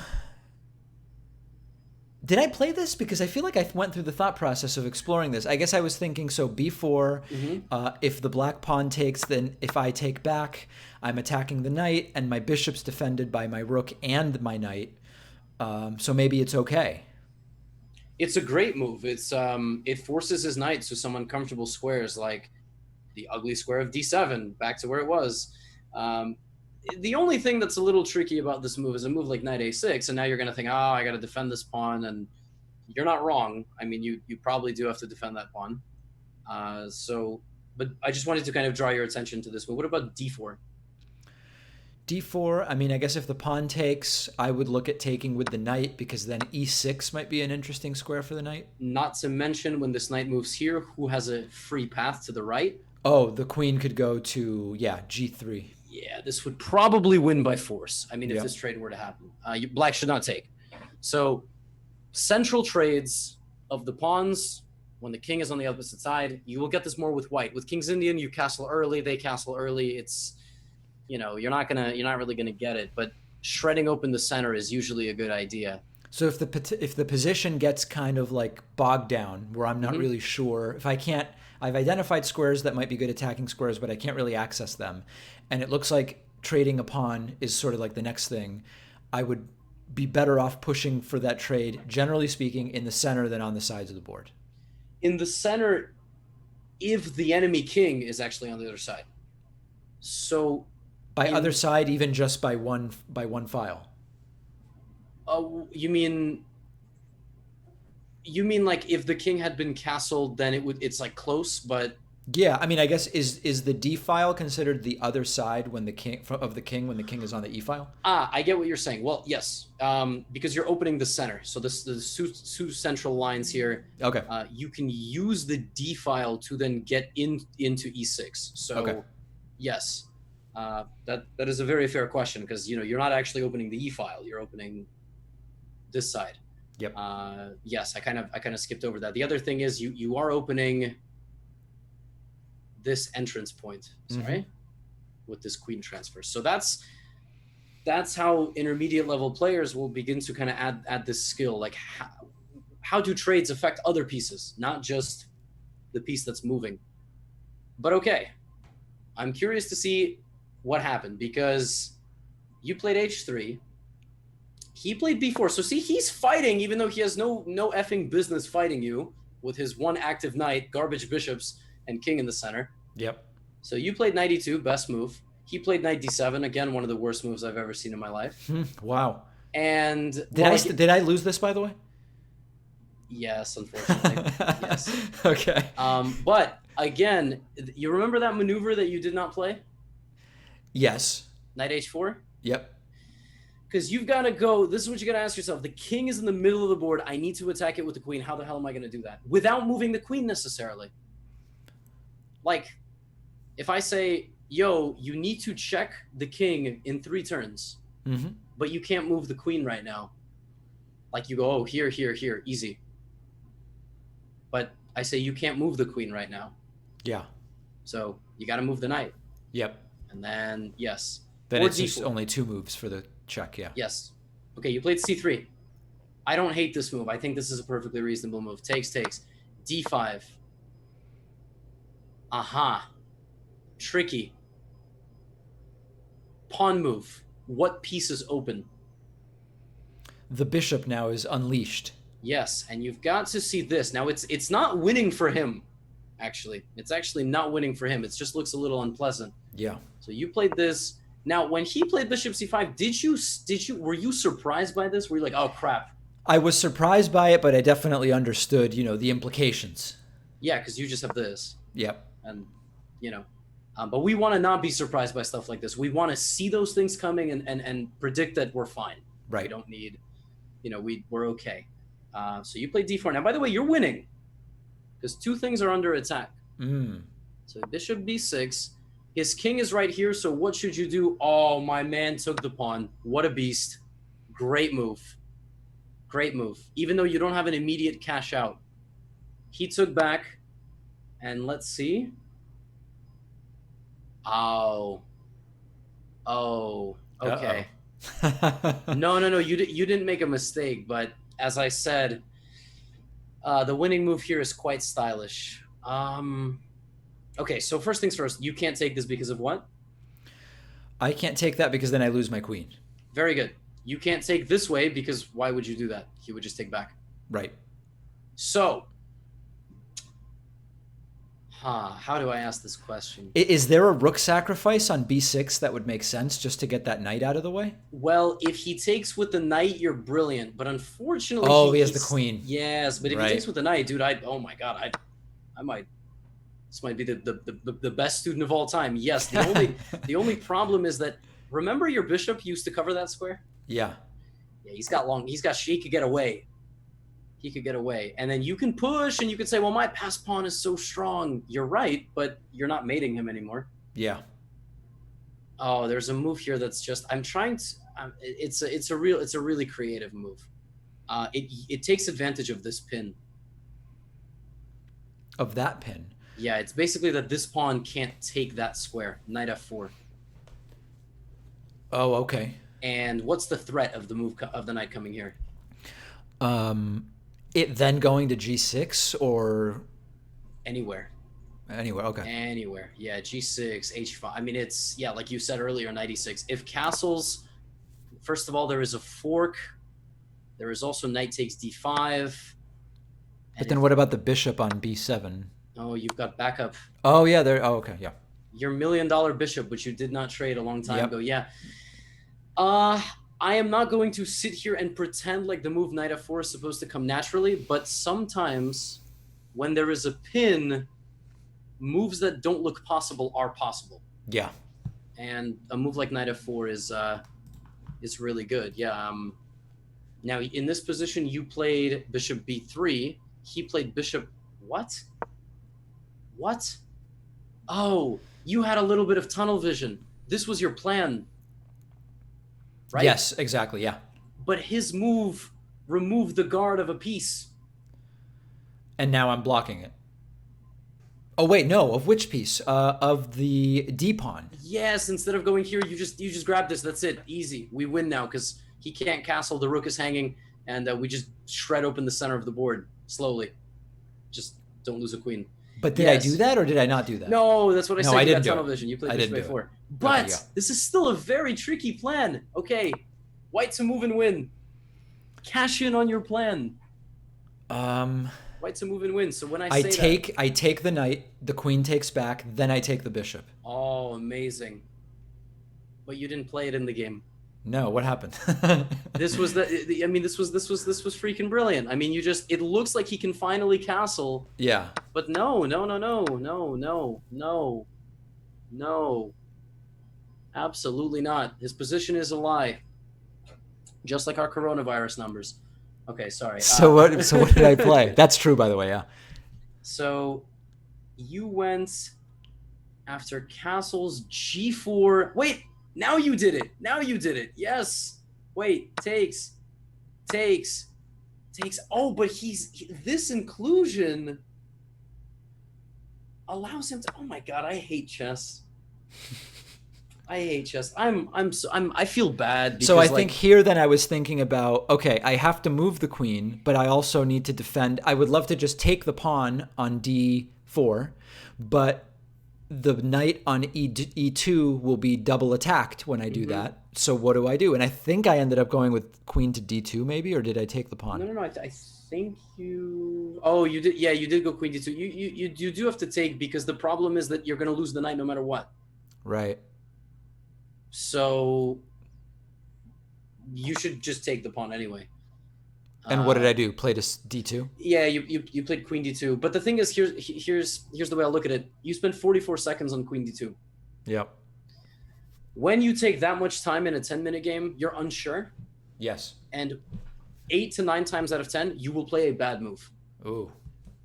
So So then am I better off just playing it quickly? What's the strategy? no, the strategy is that when you see this, I for sure think that this is the first thing that you think of.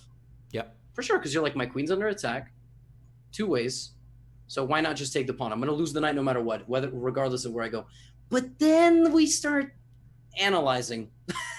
Like, what's no, queen takes d4. Now let me ask you a question. If this happened, where do you have to move this rook? Um, well, if I move it to e2, then I lose the knight, and then if I take the rook, then I lose that rook also. So that doesn't seem so good. Yeah, you've got to make sure that the knight has a guard, right? So maybe f2. Yeah, you have to go to f2. Yeah. Even if you don't like it, I don't care. You can't lose the knight. That's Yep. that's all it is. So yeah, I think it was and let me just check the time situation. No, it was relatively balanced. So yeah, queen d2, he played rook e2. Whoa. What happened here? What was rook d6?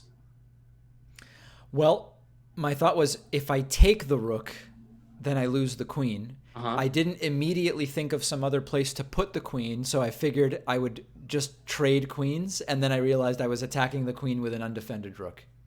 Okay, got it. It was a mental mistake. I mean, Yes. it's chess, so I guess they're all mostly mental, but Yeah, it's I guess the thought process there is that potentially what you scanned was this, and if he takes my queen, I take his queen.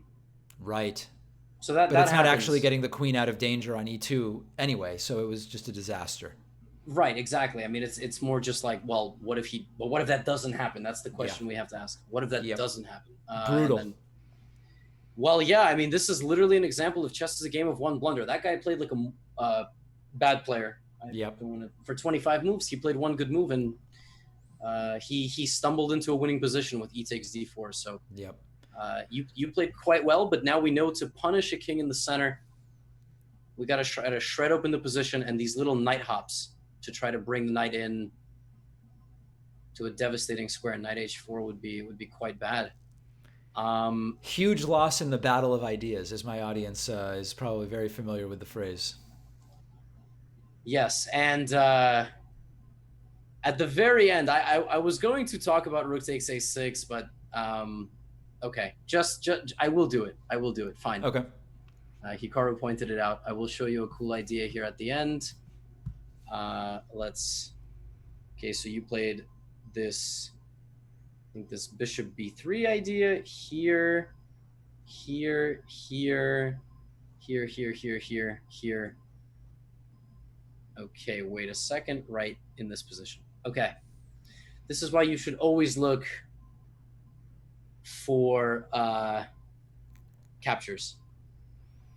Remember this move knight f4 that I showed you earlier? Yes, when there was a knight there earlier. Yes, the queen opposite the king.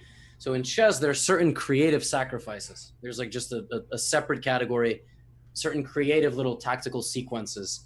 So when I say the queen, when I say like captures, this is the only thing, right? Because your queen. Yeah, I mean, I could take the rook, but I'd then lose the queen, yeah. Yes, but you have one more capture that makes some sense. I could just take the bishop on a6. Exactly. And if I take back, you take my rook. That is there. That is an option, yes. And so then if I end up losing the queen, then I take the rook with check, and I'm better off than the alternative. Correct. And if something like king h7, you still can pick up this rook. Oh, that's right. Yes.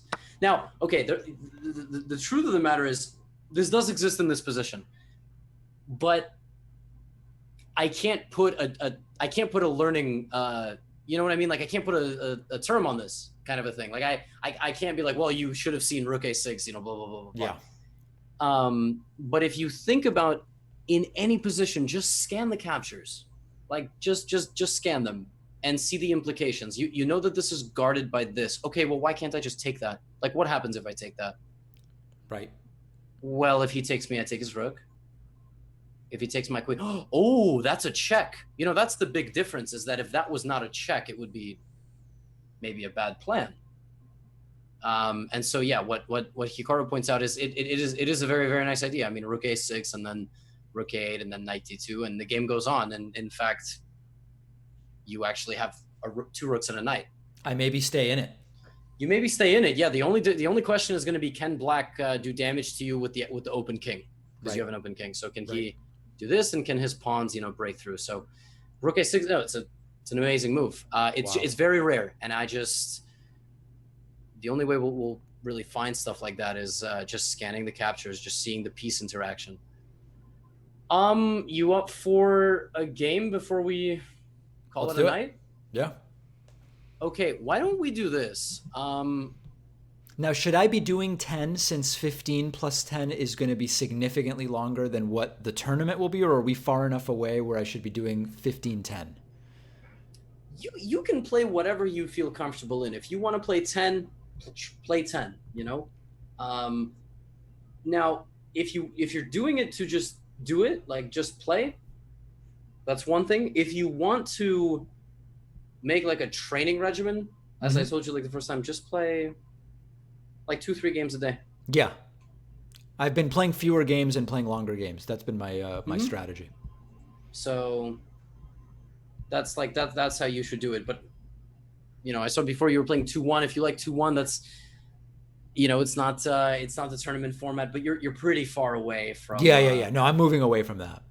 Well, no, what I was even going to say is you're far from the tournament. You want to play some 2-1, dude. It's not like you have a drinking problem or something, and I'm telling you not to do it. Like, by all means, 2-1 chess should be fun for you. I don't want to make it a purgatory of course, training method or whatever. So, I have a subscriber that wants to play you in a 10-minute game. What's your username? Random Zoroark. And just remember that you could challenge David to an unrated game, because I will be talking through the ideas. So, okay, now let's patiently await. So, am I waiting for a challenge, or are you setting this up? Yeah. I'm asking my guy to tell me his username. Hopefully, this doesn't take any longer than a minute, because that would be annoying. Dude.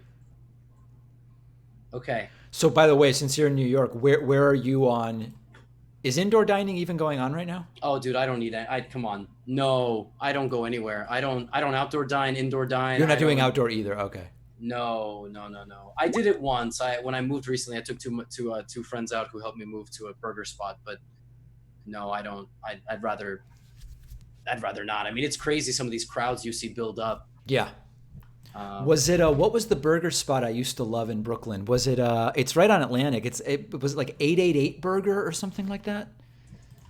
Atlantic Avenue in Brooklyn? Yeah. Oh, that's I worked around there. But actually, okay.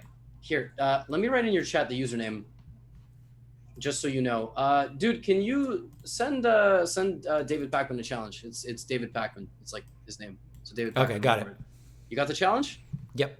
Okay, cool. I didn't get the challenge. No, I got the username. Oh. We've established what the username is. Okay. Send him a challenge. Go ahead. And I know. Yeah, Hikaru offered to start the game. Some folks have the game starting option. Chess.com did not offer that to me because I'm too immature. They think that I would do some crazy stuff. But I promise I won't, guys. Now I actually can't see who this is because of how. Hold on a second. Let me see. Ah, there it is. Okay. Oh, perfect. All right, we're in. We've got the black pieces. We're not getting stream sniped, are we? This guy's 1,200 across all rating categories. All right, so I think I go with my my King's Indian here, right? Yes, Knight f6. This is funny. His rating is exactly 1,200, but he has played games. That's suspicious to me. Well, listen, I think this guy's... Listen, I think if a subscriber wants to play, it's all good. They say they play unrated. Okay. All right, so I think here I still proceed with my plan of bishop to f7, to g7. Yes. Do you know the opening that you're getting hit with? This is the Indian game. So you're playing the Indian setup. You could castle here, obviously. It's completely fine. He is playing something called the Stonewall. So it's a dark squared opening when white is playing. It's a light squared opening, and when black is playing it, it's a light squared opening. That is not a good move. because you can continue in King's Indian style. Yeah, so I would probably play d6 here and then look to bring the bishop out. Okay, sure, sure. I'll let you do it as you do it. Notice how because he put 3 pawns on dark squares, it means that his light squares are weak, right? Yes. So trading a light squared bishop and playing d5 against this setup is actually usually the better way positionally. Mm. But if you're just a King's Indian guy through and through, you got to play what you know. Okay, how do we continue our development? So I would think about putting the bishop on g4 here. Sure, just like we talked about. Yeah. There's a small difference the way he's playing it. It's going to be kind of hard to implement our exact King's Indian attack. Yep. Since he's also pretty advanced. All right, let's finish our development with knight c6. Okay. All right, so far so good. Now we're going to have to play the move e5 at some point. Maybe next, by the way, because we actually can. So would I be looking for e5, trade pawns, then knight to d7? Let's think about this. So you play knight d7 because you are going to push your e and f pawns. Right. If I lose the e pawn in a trade, maybe that plan is less relevant. Yes. Okay. I mean, I know why he's doing that. He wants to move his dark squared bishop. So you have knight d7 as an idea. You have the immediate e5. Which one do you like more? I kind of like moving the knight now. Okay, sure. Go knight d7. So knight d7 is good. It supports e5 a lot. Your dark squared bishop is strong. I'm basically letting you play moves that, you feel as though are completely okay. I don't want to push too much. Now you are ready to finally. So now I would play e5, or would I want to look at playing h6 first? Is a question. No, I think I would play e5. Yeah, because h6 is only to stop what? The knight from coming to g5. Right. Yeah. So you do your thing. Very nice. And at this point, the knight can't come to g5 because then I take the queen. Exactly. I'm sorry, g5, yeah. Yep. I would love it if that happens. This trade in the center is going to be great for you, okay? So I think I take back with the pawn. You think correctly.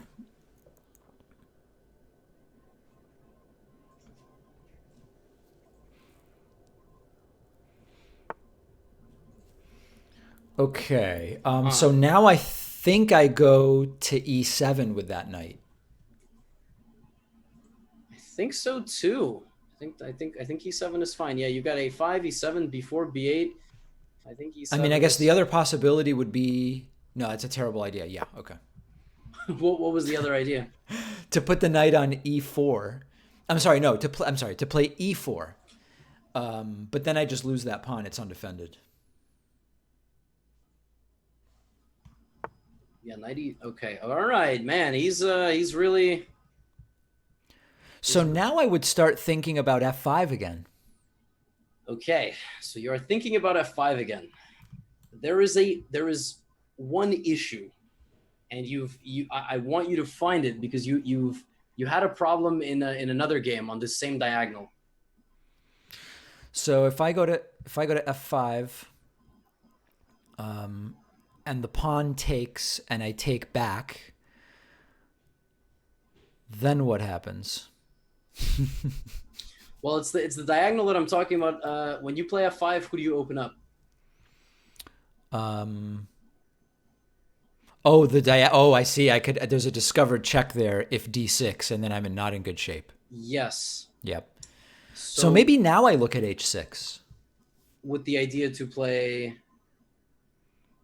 g5, maybe? Oh, you want h6, g5. Oh, wow.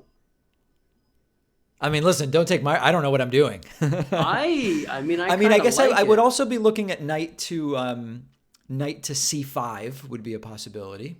Okay. And also, and so the real problem here with you playing f5 is his bishop on c4. Right. Right, because he'll discover and attack you. So there's a way to maybe go after it. That's another idea, like knight b6. But we don't want to fall too far in the hole. So if you want to play h6, g5, like let's play it so that we don't, we don't have any bonus time. All right, I'll do. Although I think I probably could have come up with something a bit better, but let's give it a shot. Yeah, no, this is completely fine. There is one maneuver here which someone in my chat pointed out. He's like a 1900 rated player. Okay, so you have no choice. You I gotta think I take it. you gotta take it. So the other idea here, which is what I thought you were going for with h6, sidestep the king away from the diagonal. Mm, So just tuck it behind that h6 pawn, right. and then go for f5 anyway. Okay. Yeah, I mean, I think I like the idea of moving the king, maybe of giving some space to the queen by moving the knight on e7 somewhere, although there's really no obvious place right now. So I think I'm going to move the king. Yeah. Okay, h8, h8, h7, very tough to tell. I mean, I think I have a slight preference for the square one square up on h7. Oh, okay. Just because you're defending both things. Yeah, that's true. That's but, a good. See, I rarely consider that. But that's very marginal.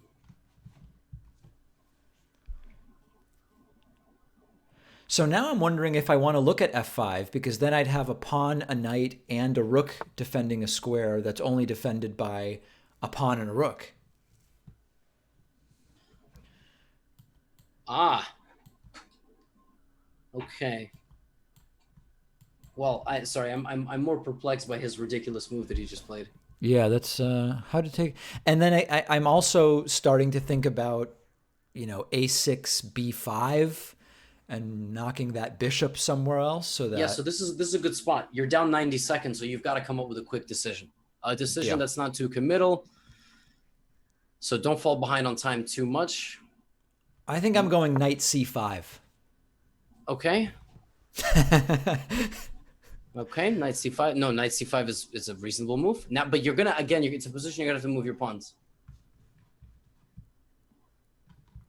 So now is another thing. It's a game on the clock. Yep. So it's you wanna look at his time. Like, all right, he's really thinking. Let me play a couple quick moves that don't do anything. So now could be a6, b5, or also putting my queen on d7 and putting another defender on the f5 square, maybe. Yes, queen d7 or queen even up one more to d6, and constantly monitoring the pawn trade. So you have f5 as a possibility, and c6, like pawn c6 could potentially trade off the pawn in the center, but that would open up his bishop. So I'm not sure that that's necessarily. I guess I need to figure out whether f5 is an important square here, and I want to put another defender on it by putting the queen on d7 or put the queen on d6. Well, I was actually a little perplexed because I thought you moved your king in order to play the pawn to f5. Yeah, I did, and I got away from it. But then a6, b5, by the way, notice his time. Yep. He's down to, it's within 30 seconds. Okay, does that move have a threat? First question. Well, yeah, I mean, in a sense, it's another defender of the f5 square. So if I wanted to add another one, I would have to do queen d7. Okay, but it's a little too elaborate. Queen f1 and the rook on f3 are attacking what? This pawn? Yes, so he's just straight up threatening. Rook takes f7. So maybe queen e8. That's very defensive, but what about that f pawn push? Let's do it. Seems like as good a time as any. Yes, right now is the moment you got to play. Queen e8 respects his threat, but now you can play f5, and it's craziness. And am I looking to take back with the pawn? I think so. If you like it, you like it. Pawn and knight and even rook, all okay. So you trust your instinct. Now, that trade, what does it do to the position? Well, it opens this diagonal now where the bishop on b2 and my bishop and king have just this pawn in the middle, although it's not immediately affected. Not immediately affected? Absolutely right. I have this interesting idea, actually, that I don't know if it works, of playing e4, and I would be attacking the defended bishop on b2 and the rook, but I don't know if it really gets me too much. I imagine the rook would move. Yeah, and also the bishop can take you with a check. Right. And then I just have to take back, and then the king gets kind of exposed. Yes, but you're coming up with the right idea. Now remember that subtlety from the game that we analyzed prior, which was the G file is now open. This trade opens up the G file. Yeah, rook to G8 would be an interesting one. Exactly. Rook to G8 ideas. Your queen can come up 2 to d6, and then to the left to g6. Right. Not too far left though. Sorry. Today I'm getting more loose with the political references. So by the way, So what now does that move there's attack? so there's 2 attackers now on the e5 pawn. Which means we can play which move? Which I quite literally just Rook said. You to could. g8. Wait. How do we defend e5? We play it by queen to d6. Queen to d6, yes, and we do have pawn to e4, which also would defend the threat on e5 While attacking. while attacking. Yes, the only drawback of that move. Whoops! I just almost Careful there. destroyed my own desk. Yeah, but the only drawback would be that your king would have to come out a little bit. I'm looking, if possible, very strongly and powerfully at rook to g8 next. Rook g8. I'm loving it. His bishop on c4 is pretty garbage, and his knight on d2 is not leaving a strong impression. So he goes rook to g3. I don't know if that dissuades me or not, or whether I even just play f4. Okay. Although then I could get a little crazy on this diagonal that my king and bishop are on. Okay, so you actually have all the puzzle pieces. Rook g3 does have a threat. Yeah. The threat is to just take your bishop. Right. It looks like it's not a threat, but what happens if you take back with the king? The bishop used to guard the pawn in the center. The pawn goes, and I can't take it with the queen because then I lose the queen. Yeah, it's actually that's a great move by the guy. You might have to just move your bishop up one square. So this is a very high level move, rook g3. That's a very nice find. And I don't know if he sees it. I could have just told him all the. So I move the bishop rather than defending it with the rook. Because he can just still take. That's the problem. Yeah, if you do it. So it's one of those spots where your brain is like, he can't take it. And the g8 square is defended also not just by the king and the rook, but also by the knight. Yeah, I think it's the most defended square in your position. Yep. The g8 square. So yeah, rook g8 is coming next. So, okay, well, hold on. Again, let's not get tunnel vision. Does he have a threat? Well, there's another attacker on the e5 pawn. Now there's 3 attackers. Yeah, how are you going to defend it? What about e4 potentially? Play it. Great move. You got 3 minutes, so we can't. You had knight d7 as well, bringing the c5 knight back. But yeah, e4 is great. Now pandemonium is happening. Now, if the bishop takes, do I take with queen or rook? I think queen. Okay, so you think queen? What's the difference between the two, or can you not see it? Well, I'm leaving the rook. I'm only potentially needing to move the rook once to get it over to g8 if I decide I want to. Okay. But what could I be missing there? It's tough to tell because with 3 minutes, all right, he's done it. So we've got to make a decision. We can't spend too much time. I think queen. Okay, let's play queen. Let's see what it runs into. All right, rook was better. Rook was better. Okay, all right, it's good to know. But I'll tell you why. Your queen was also attacking his rook. Oh, okay. And yes, and so when you oh my God, you got to be kidding me. So no, it's not. Yeah, so that's no, but again, like I'm not gonna say everything. So it's these little things. Okay, knight d2. So what was your game plan here? So I think I go. I put the rook on g8. Okay, that's the plan. Let's.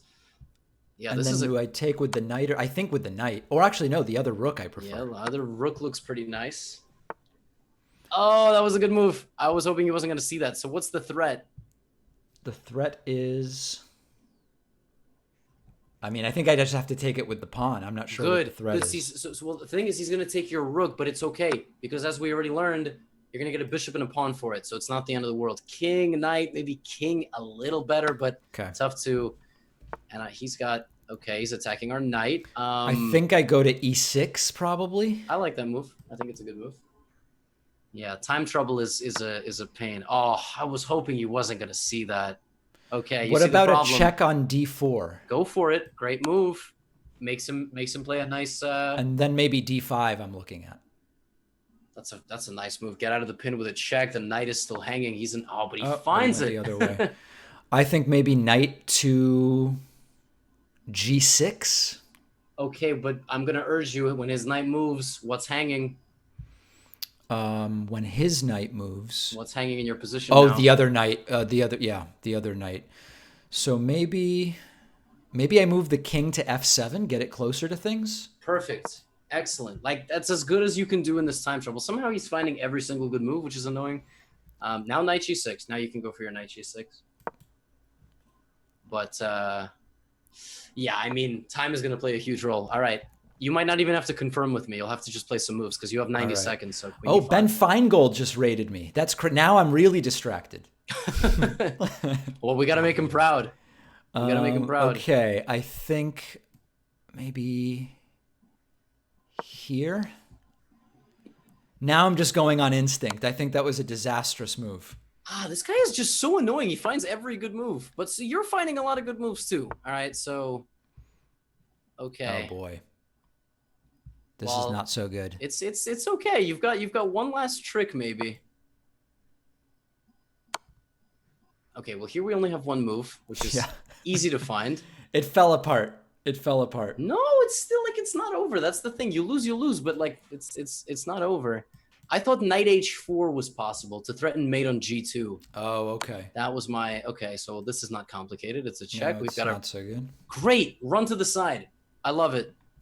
I love it. That's what you have to do. It's the most practical approach. I don't know why I'm getting a random challenge from like a 1200, but oh no. Keep running. Yep. And sometimes in time trouble, your king will get to safety because they won't find the best approach. Keep it going. Got it. I think maybe here. Oh no, that was a bad idea. That was a bad idea. He saw it. This guy is oh man. Yeah. So let me go back and look at that actually. So I think that I actually at the very end there. Hold on. It should have been king to d5. I'm trying to figure out. Yeah, probably king d5. I mean, make no mistake about it. It is losing, but yeah, he's got to find the win. Right. He's got to find the win. So let's see, where did it really go bad? Yeah, let's actually see where it went bad. So let's back up. Oh, according to this, rook g8 was a disaster. By you? Yeah. It didn't like rook g8? Yeah, it went from me up 3.7 to me down 1. Okay, but wait a exchange second. on g8, yeah. Because of d6 though. Because of d6. That's why. Yeah. Okay, so what was the better move instead of rook to g8? The better move instead of rook to g8 was queen to h4, maybe? I don't know. Maybe check on d4? Yeah, well, that seemed to sort of hold steady. It seems I fall a little further behind. But... Oh my goodness! Wait, I booted up the computer, and well, again, this is why practicality of engine play is ridiculous. It's the rook on g3. You can trap it. You can play pawn to f4. Do you have that position up? Move, yeah, I do. Yeah, f4, and if the rook moves up one square, you attack it with the h pawn. And it's trapped. Right. But like, wow. Okay, you know. But it also wasn't just that this was better. It looked like it was like a swing of like 3.5, putting that rook on g8. Yeah, because of the d6 idea, the breakthrough that he found there. Was really the issue. And then he found b4. And he took the pawn, and you played quite well, like consolidating the position. One last trick on move 30. Oh, by the way, when I took the bishop on g8 with the king, it also found that to be disastrous. It wants you to take with the knight. Yeah. Oh no, it actually wants you to look at this. It wants you to disregard that and throw in a check on d4 with the queen. That's what it wants. That's actually what. Interesting. It seems to say. Oh, okay, yeah. It does say it's best, but yeah, right. And then the king has to get out of the way. So king gets out of the way is one option. The other thing is that if the queen blocks, then you just trade the queen. And so here's the difference: his knight can't take that central pawn with the trick. Right. So you'll take his bishop and then you'll play. This is a tricky endgame if you get, you know, 2 knights and 1 pawn versus, you know, rook and knight.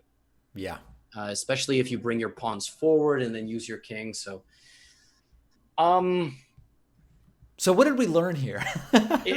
well, first I mean, of all, I think certainly it was good to play through that opening with with another version of the different ways that it can go in the move order. right. If we talk about the specifics, a lot of it is building your chess instinct. Yeah. And I mean, that's what chess is. So you actually, if you have it open on your end on move 14, can you pull up Okay. move 14? Yep. So when he took back on f3 with the rook, Yep. you have a cool rerouting idea here with the e7 knight. Okay. You can go knight to c8 next to your queen, and do you see where you're going next? Am I bringing the queen out? No, you're going to bring the knight in front of the other knight to d6. Oh, I see. Okay. So if there's just some move here, I don't know what the move would be. It doesn't matter. Something like this. Knight to d6. Yes, knight to d6. And so your knights are very strong. His light squared bishop is kind of out of the game, and then you're going to start, you know, conducting your attack with your f pawns. I kept asking you the question every move, what is that attack? And I just want you to start like, that will help you so much, because queen f1, what is that attack, right? His next move, what is that attack? Yep. We're seeing certain things repeating, like when he attacked your dark squared bishop, it's another tactical opportunity that's, wait a second, he can take that. Right.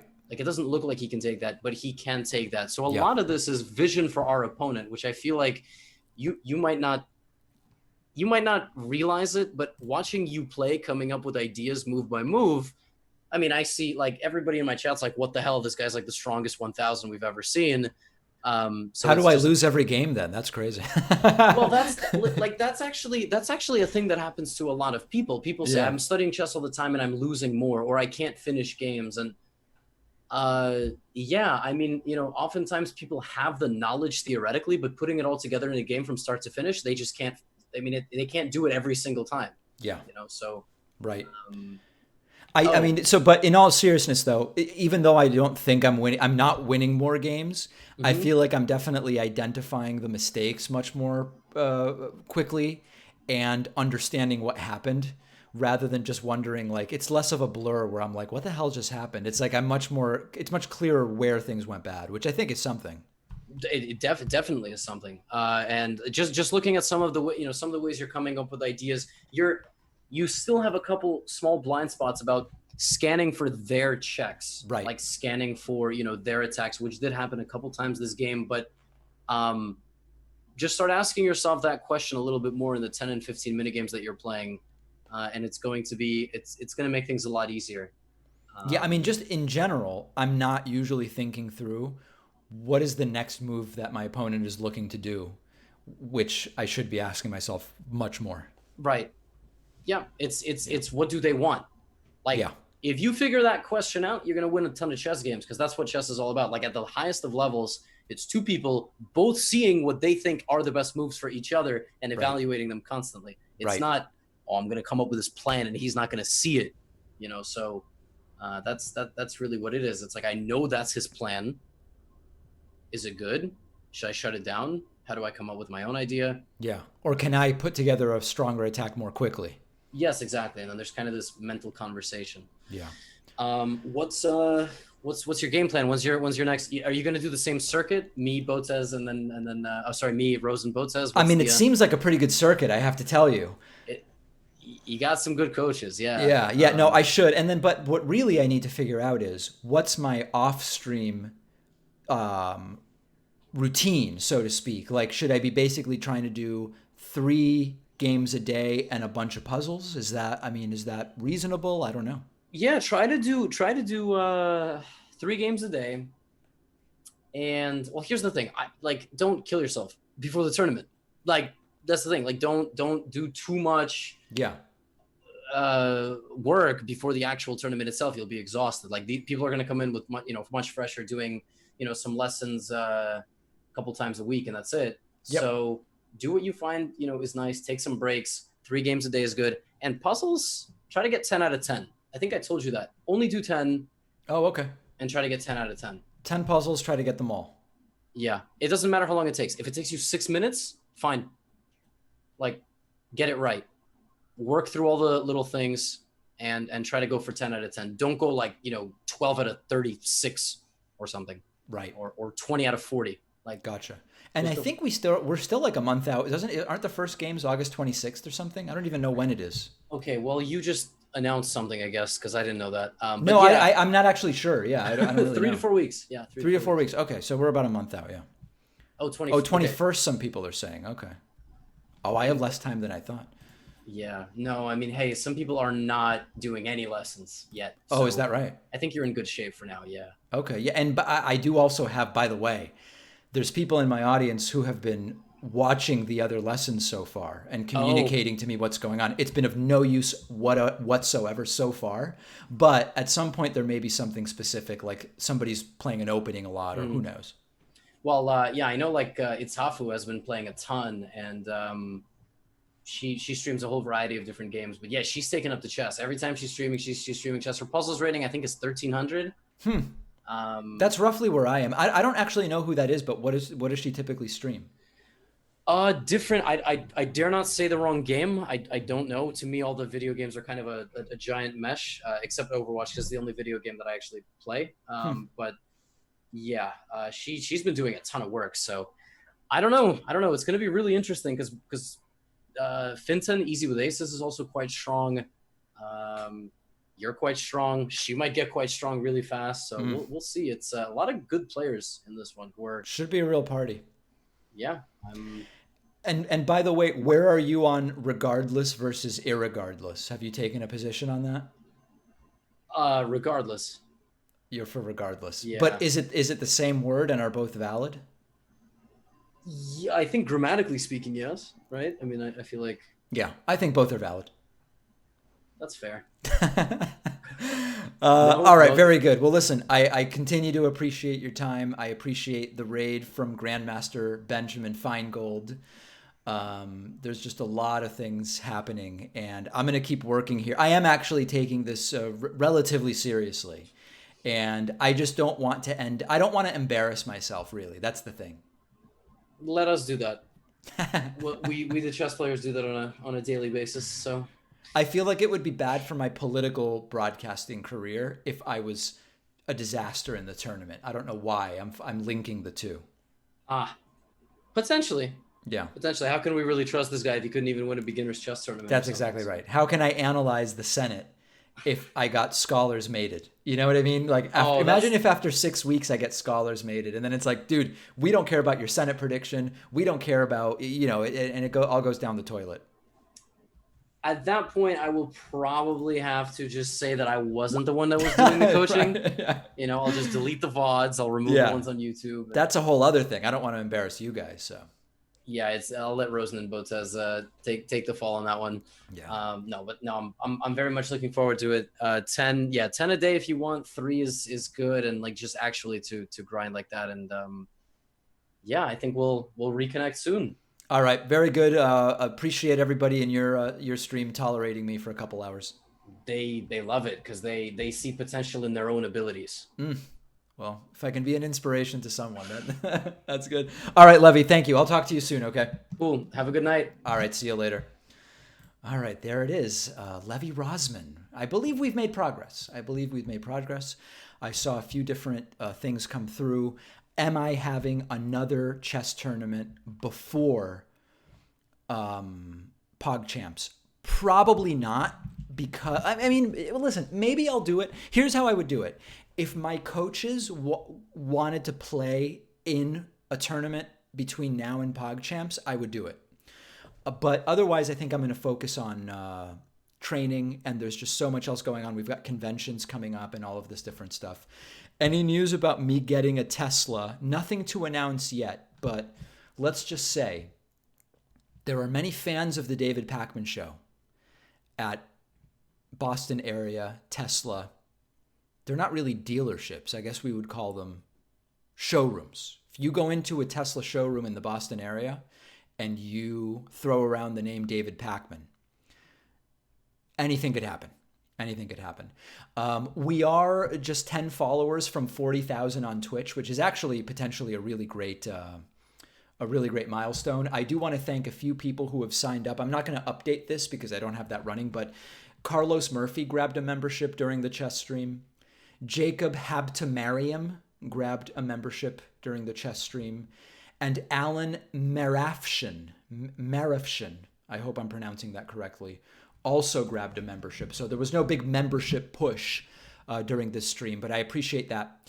And I am almost positive there will be a stream tomorrow in addition to clips, in addition to the podcast and the entire thing. So I'll see you guys then.